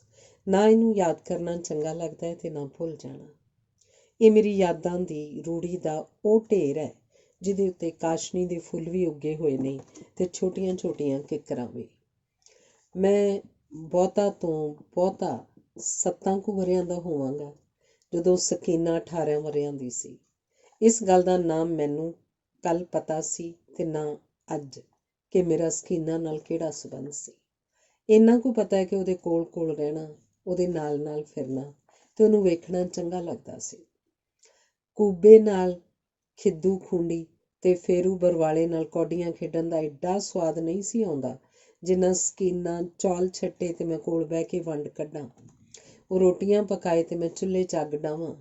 ਜਦੋਂ ਦੁਪਹਿਰੇ ਸਾਰੇ ਘਰ ਦੇ ਸੌਂ ਜਾਣ ਤੇ ਸਕੀਨਾ ਕੰਡ ਤੋਂ ਕੁੜਤਾ ਚੱਕ ਕੇ ਮੈਨੂੰ ਆਖੇ, ਆ ਮੇਰਾ ਵੀਰ, ਮੇਰੇ ਪਿੰਡੇ ਤੋਂ ਮੈਲ ਲਾ। ਉਹਦੇ ਚਿੱਟੇ ਦੁੱਧ ਪਿੰਡੇ ਤੋਂ ਮੈਂ ਮੈਲ ਦੀਆਂ ਮਗਰੋੜੀਆਂ ਲਾ ਲਾ ਕੇ ਆਪਣੇ ਕੁੜਤੇ ਨਾਲ ਮਲ ਲੈਂਦਾ ਸਾਂ। ਫਿਰ ਮੈਂ ਆਪਣੇ ਦੋਵੇਂ ਹੱਥ ਆਪਣੇ ਨੱਕ ਕੋਲ ਖੜ ਕੇ ਸੁੰਘਦਾ ਸਾਂ ਤੇ ਮੈਨੂੰ ਲੱਗਦਾ ਚੰਗਾ ਸੀ। ਸਕੀਨਾ ਇਸ ਕੰਮ ਨੂੰ ਵਗਾਰ, ਪਰ ਮੈਂ ਇਹਨੂੰ ਆਪਣਾ ਸ਼ੌਕ ਸਮਝ ਕੇ ਕਰਦਾ ਸਾਂ। ਉਹਨਾਂ ਦੇ ਘਰ ਮੇਰੇ ਜਿੱਡਾ ਕੋਈ ਬਾਲ ਵੀ ਨਹੀਂ ਸੀ ਜਿਹਦੇ ਨਾਲ ਮੈਂ ਖੇਡ ਲੈਂਦਾ। ਮੈਨੂੰ ਇਹ ਵੀ ਪਤਾ ਨਹੀਂ ਸੀ ਹੁੰਦਾ ਕਿ ਮੈਂ ਉਹਨਾਂ ਦੇ ਘਰ ਲੈਣ ਕੀ ਚੱਲਿਆ ਤੇ ਸਕੀਨਾ ਨਾਲ ਮੇਰਾ ਕੰਮ ਕਿਹੜਾ ਹੈ। ਸਕੀਨਾ ਦੀ ਸੋਚਾਂ ਦੇ ਵਿਹੜੇ ਤੇ ਪਤਾ ਨਹੀਂ ਮੇਰੇ ਹੋਣ ਦਾ ਮਤਲਬ ਕੀ ਸੀ, ਪਰ ਮੈਨੂੰ ਇੰਝ ਲੱਗਦਾ ਸੀ ਜਿਵੇਂ ਮੇਰੇ ਮਤਲਬ ਦੀ ਹੈ ਹੀ ਸਕੀਨਾ ਸੀ। ਸਕੀਨਾ ਨੂੰ ਸਾਰੇ ਲੋਕੀ ਸੀਨਾ ਆਖਦੇ ਹੁੰਦੇ ਸਨ। ਉੱਚੀ ਲੰਮੀ ਗੋਰੀ ਨਿਛੋ ਤੇ ਪਿੰਡਿਓਂ ਬੜੀ ਸੌਖੀ ਸੀ। ਉਹਦੇ ਭਾਰੇ ਭਾਰੇ ਲਿੰਗ ਪੈਰ ਮੈਨੂੰ ਬੜੇ ਚੰਗੇ ਲੱਗਦੇ ਸਨ, ਪਤਾ ਨਹੀਂ ਕਿਉਂ। ਉਹਦਾ ਪਿਓ ਹੁਸੈਨ ਸਵੇਰੇ ਸਵੇਰੇ ਡਾਲਾ ਚੁੱਕ ਕੇ ਲਾਗੇ ਦਿਆਂ ਪਿੰਡਾਂ 'ਚ ਗੋਸ਼ਤ ਵੇਚਣ ਚਲਾ ਜਾਂਦਾ ਤੇ ਵੱਡਾ ਭਰਾ ਫੀਕਾ ਖੂਹ 'ਤੇ ਹੁੰਦਾ ਸੀ। ਉਹਦੀ ਬੇਬੇ ਚੁੱਲ੍ਹੇ ਤੇ ਪੀਪੇ ਤੱਤੇ ਕਰਦੀ ਰਹਿੰਦੀ ਸੀ। ਸੁਣਿਆ ਦੇਸੀ ਘਿਓ 'ਚ ਬਨੌਟੀ ਘਿਓ ਦਾ ਰਲਾ ਪਾ ਕੇ ਅਜਨਾਲੀ ਵੇਚ ਆਉਂਦੀ ਸੀ। ਸੀਨਾ ਆਪਣੇ ਮਾਪਿਆਂ ਦੀ ਇਕੱਲੀ ਇਕੱਲੀ ਧੀ ਸੀ, ਉੱਚੀ ਲੰਮੀ ਤੇ ਸ਼ੀਂਹ ਵਰਗੀ ਜਵਾਨ। ਅਜੇ ਤੀਕ ਵਿਆਹ ਨਹੀਂ ਸੀ ਹੋਇਆ, ਕੋਈ ਵਰ ਨਹੀਂ ਸੀ ਲੱਭਦਾ ਜਾਂ ਕੋਈ ਵਰ ਵਾਰੇ 'ਚ ਹੀ ਨਹੀਂ ਸੀ ਆਉਂਦਾ ਜਿਹੜਾ ਬਾਂਹ ਕੱਢ ਕੇ ਉਹਦੀ ਬਾਂਹ ਫੜ ਕੇ ਲੈ ਜਾਂਦਾ। ਉਹਦਾ ਪਿਓ ਮੇਰੀ ਮਾਂ ਦਾ ਚਾਚੇ ਦਾ ਪੁੱਤ ਭਰਾ ਸੀ। ਜ਼ਮੀਨ ਭਾਂਡਾ ਥੋੜ੍ਹਾ ਹੋਣ ਕਰਕੇ ਰੋਟੀ ਟੁੱਕ ਵੱਲੋਂ ਹੱਥ ਸੌੜਾ ਹੀ ਰਹਿੰਦਾ ਸੀ, ਜਿਹਦੇ ਕਰਕੇ ਆਪਣੀ ਮਾਂ ਦੇ ਨਾਲ ਬਹੁਤਾ ਚਿਰ ਸਾਡੇ ਘਰ ਹੀ ਰਹਿੰਦੀ ਹੁੰਦੀ ਸੀ। ਜਦੋਂ ਉਹਦਾ ਭਰਾ ਫੀਕਾ ਆਪਣੀ ਸੁਆਣੀ ਨੂੰ ਨਾਲ ਲੈ ਕੇ ਖੂਹ ਵਾਲੀ ਹਵੇਲੀ 'ਚ ਰਹਿਣ ਲੱਗ ਪਿਆ ਤੇ ਸੀਨਾ ਦਾ ਸਾਡੇ ਘਰ ਆਉਣਾ ਘੱਟ ਹੋ ਗਿਆ। ਇਸ ਗੱਲ ਦਾ ਬਹੁਤਾ ਘਾਟਾ ਮੈਨੂੰ ਪਿਆ। ਮੇਰਾ ਜੀਅ ਕਰਦਾ ਰਹਿੰਦਾ ਸੀ ਕਿਤੇ ਚੁੱਪ ਕਰਕੇ ਸੀਨਾ ਆ ਜਾਏ ਤੇ ਮੈਂ ਚੁੱਪ ਕਰਕੇ ਉਹਨੂੰ ਵੇਂਦਾ ਰਵਾਂ। ਸਾਰੇ ਪਿੰਡ ਵਿੱਚੋਂ ਸਾਡੇ ਹੀ ਘਰ 'ਚ ਹੱਥੀ ਵਾਲਾ ਨਲਕਾ ਲੱਗਾ ਸੀ। ਉਹਦਾ ਖੁਰਾ ਪੱਕਾ ਤੇ ਪੱਕੀ ਵਹਿਣੀ ਬਾਹਰ ਗਲੀ 'ਚ ਨਿਕਲ ਜਾਂਦੀ ਸੀ। ਅੱਜ ਬੜਿਆਂ ਦਿਨਾਂ ਪਿੱਛੋਂ ਸੀਨਾ ਸਾਡੇ ਘਰ ਆਈ। ਫੁੱਫੀ, ਅੱਜ ਨਖੁੱਟਾ ਖਾਦਮ ਸਕਾ ਸਾਡੇ ਘਰ ਇੱਕੋ ਹੀ ਮਸ਼ਕ ਪਾ ਕੇ ਚਲਾ ਗਿਆ ਏ ਤੇ ਮੈਂ ਆਖਿਆ ਅੱਜ ਫੁੱਫੀ ਘਰ ਹੀ ਨਾ ਆਉਂਦੀ ਹਾਂ। ਸੀਨਾ ਨੇ ਮੇਰੀ ਮਾਂ ਨੂੰ ਆਖਿਆ। ਉਂਝ ਤੇ ਘਰ ਕੋਈ ਵੀ ਨਹੀਂ ਹੈਗਾ, ਪਰ ਫਿਰ ਵੀ ਕੋਠੇ ਤੋਂ ਮੰਜੀ ਲਿਆ ਕੇ ਖੜੀ ਕਰ ਲੈ ਤੇ ਨਹਾ ਲੈ ਤੇ ਨਾਲੇ ਇਹਨੂੰ ਬਿੱਜੂ ਨੂੰ ਵੀ ਨਵਾ ਲਈ। ਵੇਖ ਇਹਦਾ ਸਿਰ ਕੰਡੀਲੇ ਵਰਗਾ ਹੋ ਗਿਆ ਏ। ਜਦੋਂ ਦਾ ਤੂੰ ਆਉਣਾ ਜਾਣਾ ਛੱਡਿਆ ਏ ਇਹ 7-7 ਦਿਨ ਨਹੀਂ ਨਹਾਉਂਦਾ। ਮੈਂ ਨਲਕਾ ਗੇੜਦਾ ਰਿਹਾ ਤੇ ਸੀਨਾ ਨਹਾਉਂਦੀ ਰਹੀ। ਜਦੋਂ ਵਿਹਲੀ ਹੋਈ ਤੇ ਉਹਨੇ ਮੈਨੂੰ ਆਖਿਆ, ਜਾਲੇ 'ਚੋਂ ਬਹੀ ਲੱਸੀ ਵਾਲਾ ਕੁੱਜਾ ਚੁੱਕ ਕੇ ਲਿਆ, ਤੇਰੇ ਸਿਰ 'ਚ ਪਾ ਕੇ ਤੈਨੂੰ ਵੀ ਨਵਾਵਾਂ। ਵਿੱਚੋਂ ਮੇਰਾ ਜੀਅ ਕਰਦਾ ਸੀ ਉਹ ਮੈਨੂੰ ਨਹਵਾਏ, ਪਰ ਸ਼ਰਮ ਆਉਂਦੀ ਸੀ। ਮੈਂ ਥੋੜ੍ਹੀ ਜਿਹੀ ਨਾਂਹ ਨੁੱਕਰ ਕੀਤੀ ਤੇ ਉਹਨੇ ਮੈਨੂੰ ਖਿੱਚ ਕੇ ਮੇਰਾ ਕੁੜਤਾ ਲਾਹ ਕੇ ਆਖਿਆ, ਅਜੇ ਜੰਮ ਮੁੱਕਾ ਨਹੀਂ ਤੇ ਕਿੰਨੀਆਂ ਸ਼ਰਮਾਂ ਆਉਣ ਲੱਗ ਪਈਆਂ ਨੇ ਇਹਨੂੰ। ਫਿਰ ਉਹਨੇ ਆਪਣੇ ਪੱਟ 'ਤੇ ਬਿਠਾ ਕੇ ਮੇਰੇ ਸਿਰ 'ਚ ਲੱਸੀ ਮਲ ਕੇ ਨਵਾਇਆ। ਖੁਰਲੀ ਦੀ ਕੰਧ 'ਤੇ ਪਏ ਹੋਏ ਮੈਂ ਫਿਰ ਉਹਨੂੰ ਉਹਦੇ ਲੀੜੇ ਫੜਾਏ ਤੇ ਉਹ ਘਰ ਨੂੰ ਚਲੀ ਗਈ। 2 ਦਿਨ ਲੰਘ ਗਏ ਸਨ। ਮੈਂ ਉੱਤੋਂ ਚੁੱਪ ਰਹਿ ਕੇ ਅੰਦਰੋਂ ਸੀਨਾ ਨੂੰ ਬੜੀਆਂ ਆਵਾਜ਼ਾਂ ਮਾਰੀਆਂ ਸਨ। ਜਦੋਂ ਮੇਰੀ ਆਵਾਜ਼ ਕਿਸੇ ਨੇ ਸੁਣੀ ਤੇ ਇੱਕ ਦਿਨ ਚੁੱਪਚਾਪ ਆਪਣਾ ਬੂਹਾ ਖੋਲ੍ਹ ਕੇ ਸੀਨਾ ਦੇ ਬੂਹੇ 'ਤੇ ਚਲਾ ਗਿਆ। ਉਹ ਮੈਨੂੰ ਵੇਖ ਕੇ ਬੜੀ ਖੁਸ਼ ਹੋਈ ਤੇ ਆਖਣ ਲੱਗੀ, ਚੰਗਾ ਕੀਤਾ ਇਹ ਆ ਗਿਆ। ਮੈਂ ਸੱਕੀ ਤੇ ਲੀੜੇ ਧੋਣ ਚੱਲੀ ਸਾਂ ਤੇ ਸੋਚਦੀ ਸਾਂ ਨਾਲ ਕਿਹਨੂੰ ਖੜਾਂ ਜਾਂ ਫੁੱਫੀ ਨੂੰ ਦੌੜ ਕੇ ਦੱਸਾਂ ਜੇ ਮੈਂ ਸਕੀਨਾ ਨਾਲ ਸੱਕੀ 'ਤੇ ਚੱਲਿਆ। ਮੈਨੂੰ ਇੰਝ ਲੱਗਦਾ ਸੀ ਜੇ ਮੈਂ ਆਪਣੀ ਬੇਬੇ ਨੂੰ ਦੱਸਣ ਗਿਆ ਤੇ ਸੀਨਾ ਕਿਧਰੇ ਮੈਨੂੰ ਛੱਡ ਕੇ ਨਾ ਚਲੀ ਜਾਏ। ਮੈਂ ਨੱਸ ਕੇ ਬੇਬੇ ਨੂੰ ਦੱਸਿਆ ਤੇ ਉਹ ਆਖਣ ਲੱਗੀ, ਜਾ ਲਗਾ ਜਾ ਮੇਰੇ ਆਖੇ, ਕਿਹੜਾ ਤੂੰ ਮੁੜ ਜਾਣਾ, ਤੂੰ ਤੇ ਸੀਨਾ ਦੇ ਪਿੱਛੇ ਲੇਲਾ ਬਣ ਕੇ ਟੁਰਿਆ ਫਿਰਦਾ। ਸੱਕੀ ਸਾਡੇ ਪਿੰਡ ਤੋਂ 1-ਅੱਧਾ ਮੀਲ ਦੂਰ ਬੜੀ ਸੋਹਣੀ ਨਦੀ ਸੀ ਜਿਹਦਾ ਪਾਣੀ ਸੂਮਿਆਂ ਨਾਲ ਫੁੱਟ ਕੇ ਨਿਕਲਦਾ ਸੀ। ਉਹਦੇ ਬਾਹਰ ਖਲੋ ਕੇ ਵੇਖੀਏ ਤੇ ਥੱਲੇ ਰੇਤ ਘੋਗੇ ਤੇ ਮੱਛੀਆਂ ਦੀ ਪੂੰਗ ਵੀ ਦਿਸਦੇ ਸਨ। ਸੀਨਾ ਨੇ ਬਿੰਨੂ ਆਪਣੇ ਸਿਰ 'ਤੇ ਰੱਖ ਕੇ ਚੁੱਲ੍ਹੇ ਤੋਂ ਸੋਡੇ ਵਿੱਚ ਕੜਕਾਏ ਹੋਏ ਲੀੜਿਆਂ ਦਾ ਪਤੀਲਾ ਚੁੱਕ ਲਿਆ। ਮੈਂ ਆਪਣੇ ਸਿਰ 'ਤੇ ਫੱਟੀ ਮੂਤੀ ਮਾਰ ਕੇ ਹੱਥ 'ਚ ਲੀੜੇ ਕੁੱਟਣ ਵਾਲੀ ਥਾਪੀ ਫੜ ਲਈ ਤੇ ਸੀਨਾ ਦੇ ਪਿੱਛੇ ਬੜੀ ਰਾਜ਼ੀ ਰਾਜ਼ੀ ਟੁਰ ਪਿਆ। ਫਕੀਰਾਂ ਵਾਲੇ ਪੱਤਨ 'ਤੇ ਪੁੱਜੇ ਤੇ ਅੱਗੇ ਰੇਸ਼ਮਾ ਵੀ ਲੀੜੇ ਧੋਣ ਡਈ ਸੀ। ਉਹ ਸਾਨੂੰ ਵੇਖ ਕੇ ਬੜੀ ਖੁਸ਼ ਹੋਈ, ਪਰ ਮੇਰਾ ਜੀਅ ਕਰਦਾ ਸੀ ਉਹ ਛੇਤੀ ਚਲੀ ਜਾਏ। ਕਿਉਂ ਚਲੀ ਜਾਏ ਇਸ ਗੱਲ ਦਾ ਪਤਾ ਨਹੀਂ। ਮੇਰੇ ਜੀਅ ਨੂੰ ਹੀ ਸੀ, ਮੈਨੂੰ ਕੋਈ ਸੂਹ ਨਹੀਂ ਸੀ। ਮੇਰੇ ਸਿਰ 'ਤੇ ਫੱਟੀ ਚੁੱਕੀ ਦੇਖ ਕੇ ਰੇਸ਼ਮਾ ਨੇ ਆਖਿਆ, ਨਹੀਂ ਸੀਨਾ, ਤੈਨੂੰ ਤੇ ਮੌਜ ਏ, ਤੈਨੂੰ ਤੇ ਰੱਬ ਵੱਲੋਂ ਹੀ ਨਿੱਕਾ ਜਿਹਾ ਲੱਭ ਗਿਆ ਏ। ਇਹਨੂੰ ਕਿਹੜਾ ਚੋਗਾ ਚਾਰਨੀ ਏ ਜਿਹੜਾ ਤੇਰਾ ਖਹਿੜਾ ਹੀ ਨਹੀਂ ਛੱਡਦਾ। ਬਸ ਸੜੀਏ, ਦਿਲ ਮਿਲੇ ਦਾ ਮੇਲਾ ਏ ਨਾ, ਸੀਨਾ ਨੇ ਹੱਸ ਕੇ ਆਖਿਆ। ਰੇਸ਼ਮਾ ਨੇ ਆਪਣਾ ਮੂੰਹ ਮੇਰੇ ਮੂੰਹ ਦੇ ਕੋਲ ਜੇ ਕਰਕੇ ਆਖਿਆ, ਵੇ ਆ ਕਦੀ ਮੇਰੇ ਨਾਲ ਵੀ ਦਿਲ ਮਿਲਾ ਕੇ ਵੇਖ, ਸੀਨਾ ਕੋਈ ਬਹੁਤੀ ਸੋਹਣੀ ਤੇ ਨਹੀਂ। ਫਿਰ ਉਹ ਦੋਵੇਂ ਬੜੇ ਜ਼ੋਰ ਨਾਲ ਹੱਸੀਆਂ। ਨੀ ਇਹ ਬੁੱਲਾਂ 'ਚ ਹੱਸਦਾ ਹੀ ਮੀਸਣਾ, ਮੈਨੂੰ ਤੇ ਵਿੱਚੋਂ ਪੂਰਾ ਲੱਗਦਾ ਈ। ਰੇਸ਼ਮਾ ਨੇ ਮੇਰੀ ਠੁੱਡੀ ਤੇ ਚੁੰਡੀ ਵੱਢ ਕੇ ਆਖਿਆ, ਹਾਏ ਹਾਏ, ਕਾਹਨੂੰ ਯਸ਼ੋਦੇ ਦੇ ਪਿੱਛੇ ਪੈ ਗਈ ਏ? ਹੋਇਆ ਪਰ ਬਾਲ ਏ, ਜੇ ਪੂਰਾ ਏ ਤੇ ਤੈਨੂੰ ਕਿਹੜੀ ਅੱਧੀ ਕਰ ਦਿੱਤਾ ਏ? ਸੀਨਾ ਨੇ ਮੇਰੇ ਸਿਰ ਤੇ ਹੱਥ ਫੇਰ ਕੇ ਰੇਸ਼ਮਾ ਨੂੰ ਆਖਿਆ। ਫਿਰ ਇਹ ਦੋਵੇਂ ਸੱਕੀ ਕੰਡੇ ਘਾਹ ਤੇ ਬਹਿ ਗਈਆਂ ਤੇ ਮੈਨੂੰ ਸੀਨਾ ਨੇ ਆਖਿਆ, ਜਾ ਭੱਜ ਕੇ ਮੇਰਾ ਵੀਰ ਸਾਬਣ ਦੀ ਗਾਚੀ ਚੁੱਕ ਲਿਆ, ਨਹੀਂ ਤੇ ਉਹ ਕਾਣਾ ਕਾਂ ਚੁੱਕ ਕੇ ਲੈ ਜਾਏਗਾ। ਮੈਂ ਗਾਚੀ ਲਿਆ ਕੇ ਉਹਨਾਂ ਤੋਂ ਰਤਾ ਪਰਾਂ ਹੋ ਕੇ ਬਹਿ ਗਿਆ ਤੇ ਉਹਨਾਂ ਦੀਆਂ ਗੱਲਾਂ ਸੁਣਨ ਲੱਗ ਪਿਆ। ਸੀਨਾ ਨੇ ਆਖਿਆ, ਨਹੀਂ ਉਹ ਤਾਰੀ ਦਾ ਤੇ ਮੂੰਹ ਹੀ ਕਾਲਾ ਹੋ ਗਿਆ, ਵਿਆਹ ਕਰਾ ਕੇ ਖਸਮ ਦੇ ਗੋਡੇ ਨਾਲ ਹੀ ਚੰਬੜ ਗਈ ਏ। ਉਹਨੇ ਕੋਈ ਚੱਜ ਸ਼ੈ ਲੱਭ ਲਈ ਏ, ਕੋਈ ਉਹ ਸੁੰਡ ਦੀ ਗੰਢੀ ਏ। ਨਹੀਂ ਅੜੀਏ, ਉਹ ਕਲਹਿਣਾ ਹੈਗਾ ਹੀ ਬੜਾ ਅੜਬ ਜਿਹਾ ਏ, ਐਵੇਂ ਗੱਲ ਗੱਲ ਤੇ ਅਰਲੀ ਪੁੱਟਾ ਜਾਂਦਾ ਏ ਤੇ ਤਾਰੀ ਵਿਚਾਰੀ ਡਰਦੀ ਬਾਹਰ ਨਹੀਂ ਨਿਕਲਦੀ। ਤੇ ਕਿਹਨੇ ਆਖਿਆ ਸੀ ਵਿਆਹ ਦਾ ਵੇਦਾ ਏਡੀ ਛੇਤੀ ਗੱਲ 'ਚ ਪਾ ਲਵੇ? ਨਹੀਂ ਉਹਨੇ ਤੱਤੀ ਨੇ ਥੋੜ੍ਹਾ ਕਾਲੀਆਂ ਕੀਤੀਆਂ ਸਨ, ਉਹਦੇ ਖੌਂਦ ਨਖਸਮੇ ਗਾਮੇ ਨੂੰ ਹੀ ਧੋ ਲੜਦੇ ਸਨ ਤੇ ਐਵੇਂ ਬੇਗਾਨਿਆਂ ਹਾਂਡੀਆਂ 'ਚ ਮੂੰਹ ਮਾਰਨ ਲੱਗ ਪਿਆ ਸੀ। ਤਾਰੀ ਦਾ ਤੇ ਤੈਨੂੰ ਪਤਾ ਹੀ ਏ, ਐਵੇਂ ਬਰਫ਼ ਦਾ ਢੇਲਾ ਜਿਹਾ ਸੀ ਵਿਚਾਰੀ। ਨਹੀਂ ਪਰਾਈਆਂ ਹਾਂਡੀਆਂ 'ਚ ਮੂੰਹ ਪਾਉਣ ਵਾਲੇ ਕੁੱਤੇ ਦਾ ਮੂੰਹ ਨਹੀਂ ਭੰਨ ਦਈਦਾ। ਔਤਰਾ ਹੈ ਜਿਹੜਾ ਕਿਹੜੀ ਵਜ੍ਹਾ ਦਾ ਜਿਵੇਂ ਸਾਂਸੀਆਂ ਦਾ ਕੁੱਤਾ ਹੁੰਦਾ ਹੈ। ਲੱਥ ਗਈ ਚੁੱਲ੍ਹਾ ਕਰਕੇ ਖੁਰਕ, ਹੁਣ ਰੋਜ਼ ਚੱਪਣੀ 'ਚ ਪਾਣੀ ਪਾ ਕੇ ਡੁੱਬਦਾ ਰਵੇ।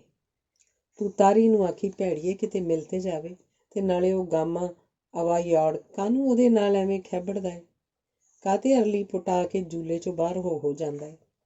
ਰੇਸ਼ਮਾ ਨੇ ਹੱਸ ਕੇ ਆਖਿਆ, ਹੈ ਨਾ ਕਮਲੀ, ਅਗਲਾ ਉੱਤੇ ਵਗਦਾ ਏ, ਪੱਠੇ ਤੇ ਪੁਰਾਣੀ ਨਹੀਂ ਰੱਖਣ ਦਿੰਦਾ। ਹੁਣ ਤੇ ਮਹੀਨੇ ਖੰਡ ਪਿੱਛੋਂ ਨਾ ਆਪਣਾ ਬੀਜਿਆ ਵੀ ਵੱਢ ਲੈਣਾ ਏ।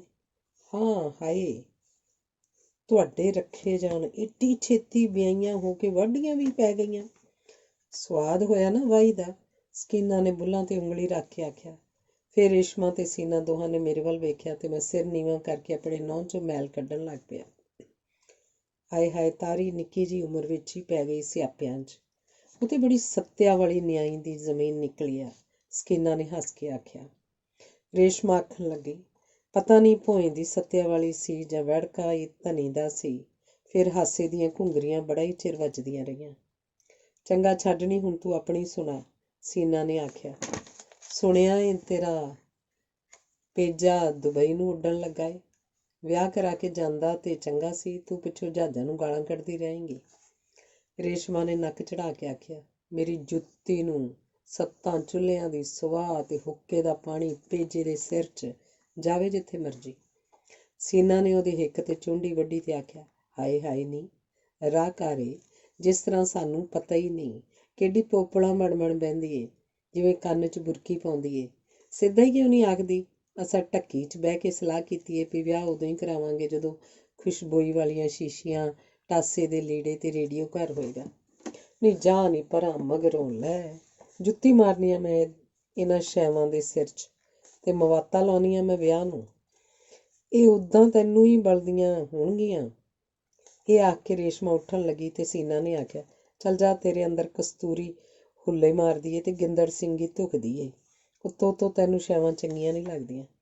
ਰੇਸ਼ਮਾ ਟੁਰਦਿਆਂ ਆ ਕੇ, ਚੱਲ ਜਾ ਹੁਣ, ਲੀੜੇ ਧੋ, ਲੋਕਾਂ ਦੀਆਂ ਗੱਲਾਂ ਹੀ ਕਰ ਕਰਕੇ ਰਾਂਝਾ ਰਾਜੀ ਕਰਦੇ ਰਹਿਣਾ ਏ। ਤੇਰੇ ਹਿੱਸੇ ਇਹ ਲੇਲਕਾ ਹੀ ਆਇਆ ਏ, ਜਾਂ ਇਹਦੇ ਨਾਲ ਜਾ ਕੇ ਸੱਕੀ 'ਚ ਗੁਜ਼ਾਰਾ ਕਰ। ਹਾਏ ਹਾਏ ਨਹੀਂ ਲੁੱਚੀਏ, ਤੇ ਮੇਰਾ ਛੋਟਾ ਵੀਰ ਹੀ, ਪਰ ਇਸ ਮੀਸਣੇ ਕੋਲੋਂ ਵੀ ਤੇ ਪੁੱਛੇ ਤੇ ਆਂਦਾ ਏ ਸੀਨਾ ਮੇਰੀ ਹੀਰ ਏ। ਫਿਰ ਦੋਵੇਂ ਖਿੜਖੜਾ ਕੇ ਹੱਸੀਆਂ ਤੇ ਰੇਸ਼ਮਾ ਪਿੰਡ ਨੂੰ ਜਾਂਦੀ ਹੋਈ ਸੱਪ ਵਰਗੀ ਵਲ ਖਾਂਦੀ ਡੰਡੀ ਤੇ ਪੈ ਗਈ। ਸੀਨਾ ਨੇ ਪਤੀਲੇ ਵਾਲੇ ਸਾਰੇ ਲੀੜੇ ਧੋ ਲਏ ਤੇ ਉੱਠ ਕੇ ਇੱਧਰ ਉੱਧਰ ਵੇਖਿਆ। ਫਿਰ ਉਹਨੇ ਆਪਣੀ ਸਲਵਾਰ ਲਾ ਕੇ ਤੇੜ ਆਪਣਾ ਲੀੜਾ ਬੰਨ੍ਹ ਕੇ ਕੁੜਤਾ ਵੀ ਲਾਹ ਦਿੱਤਾ।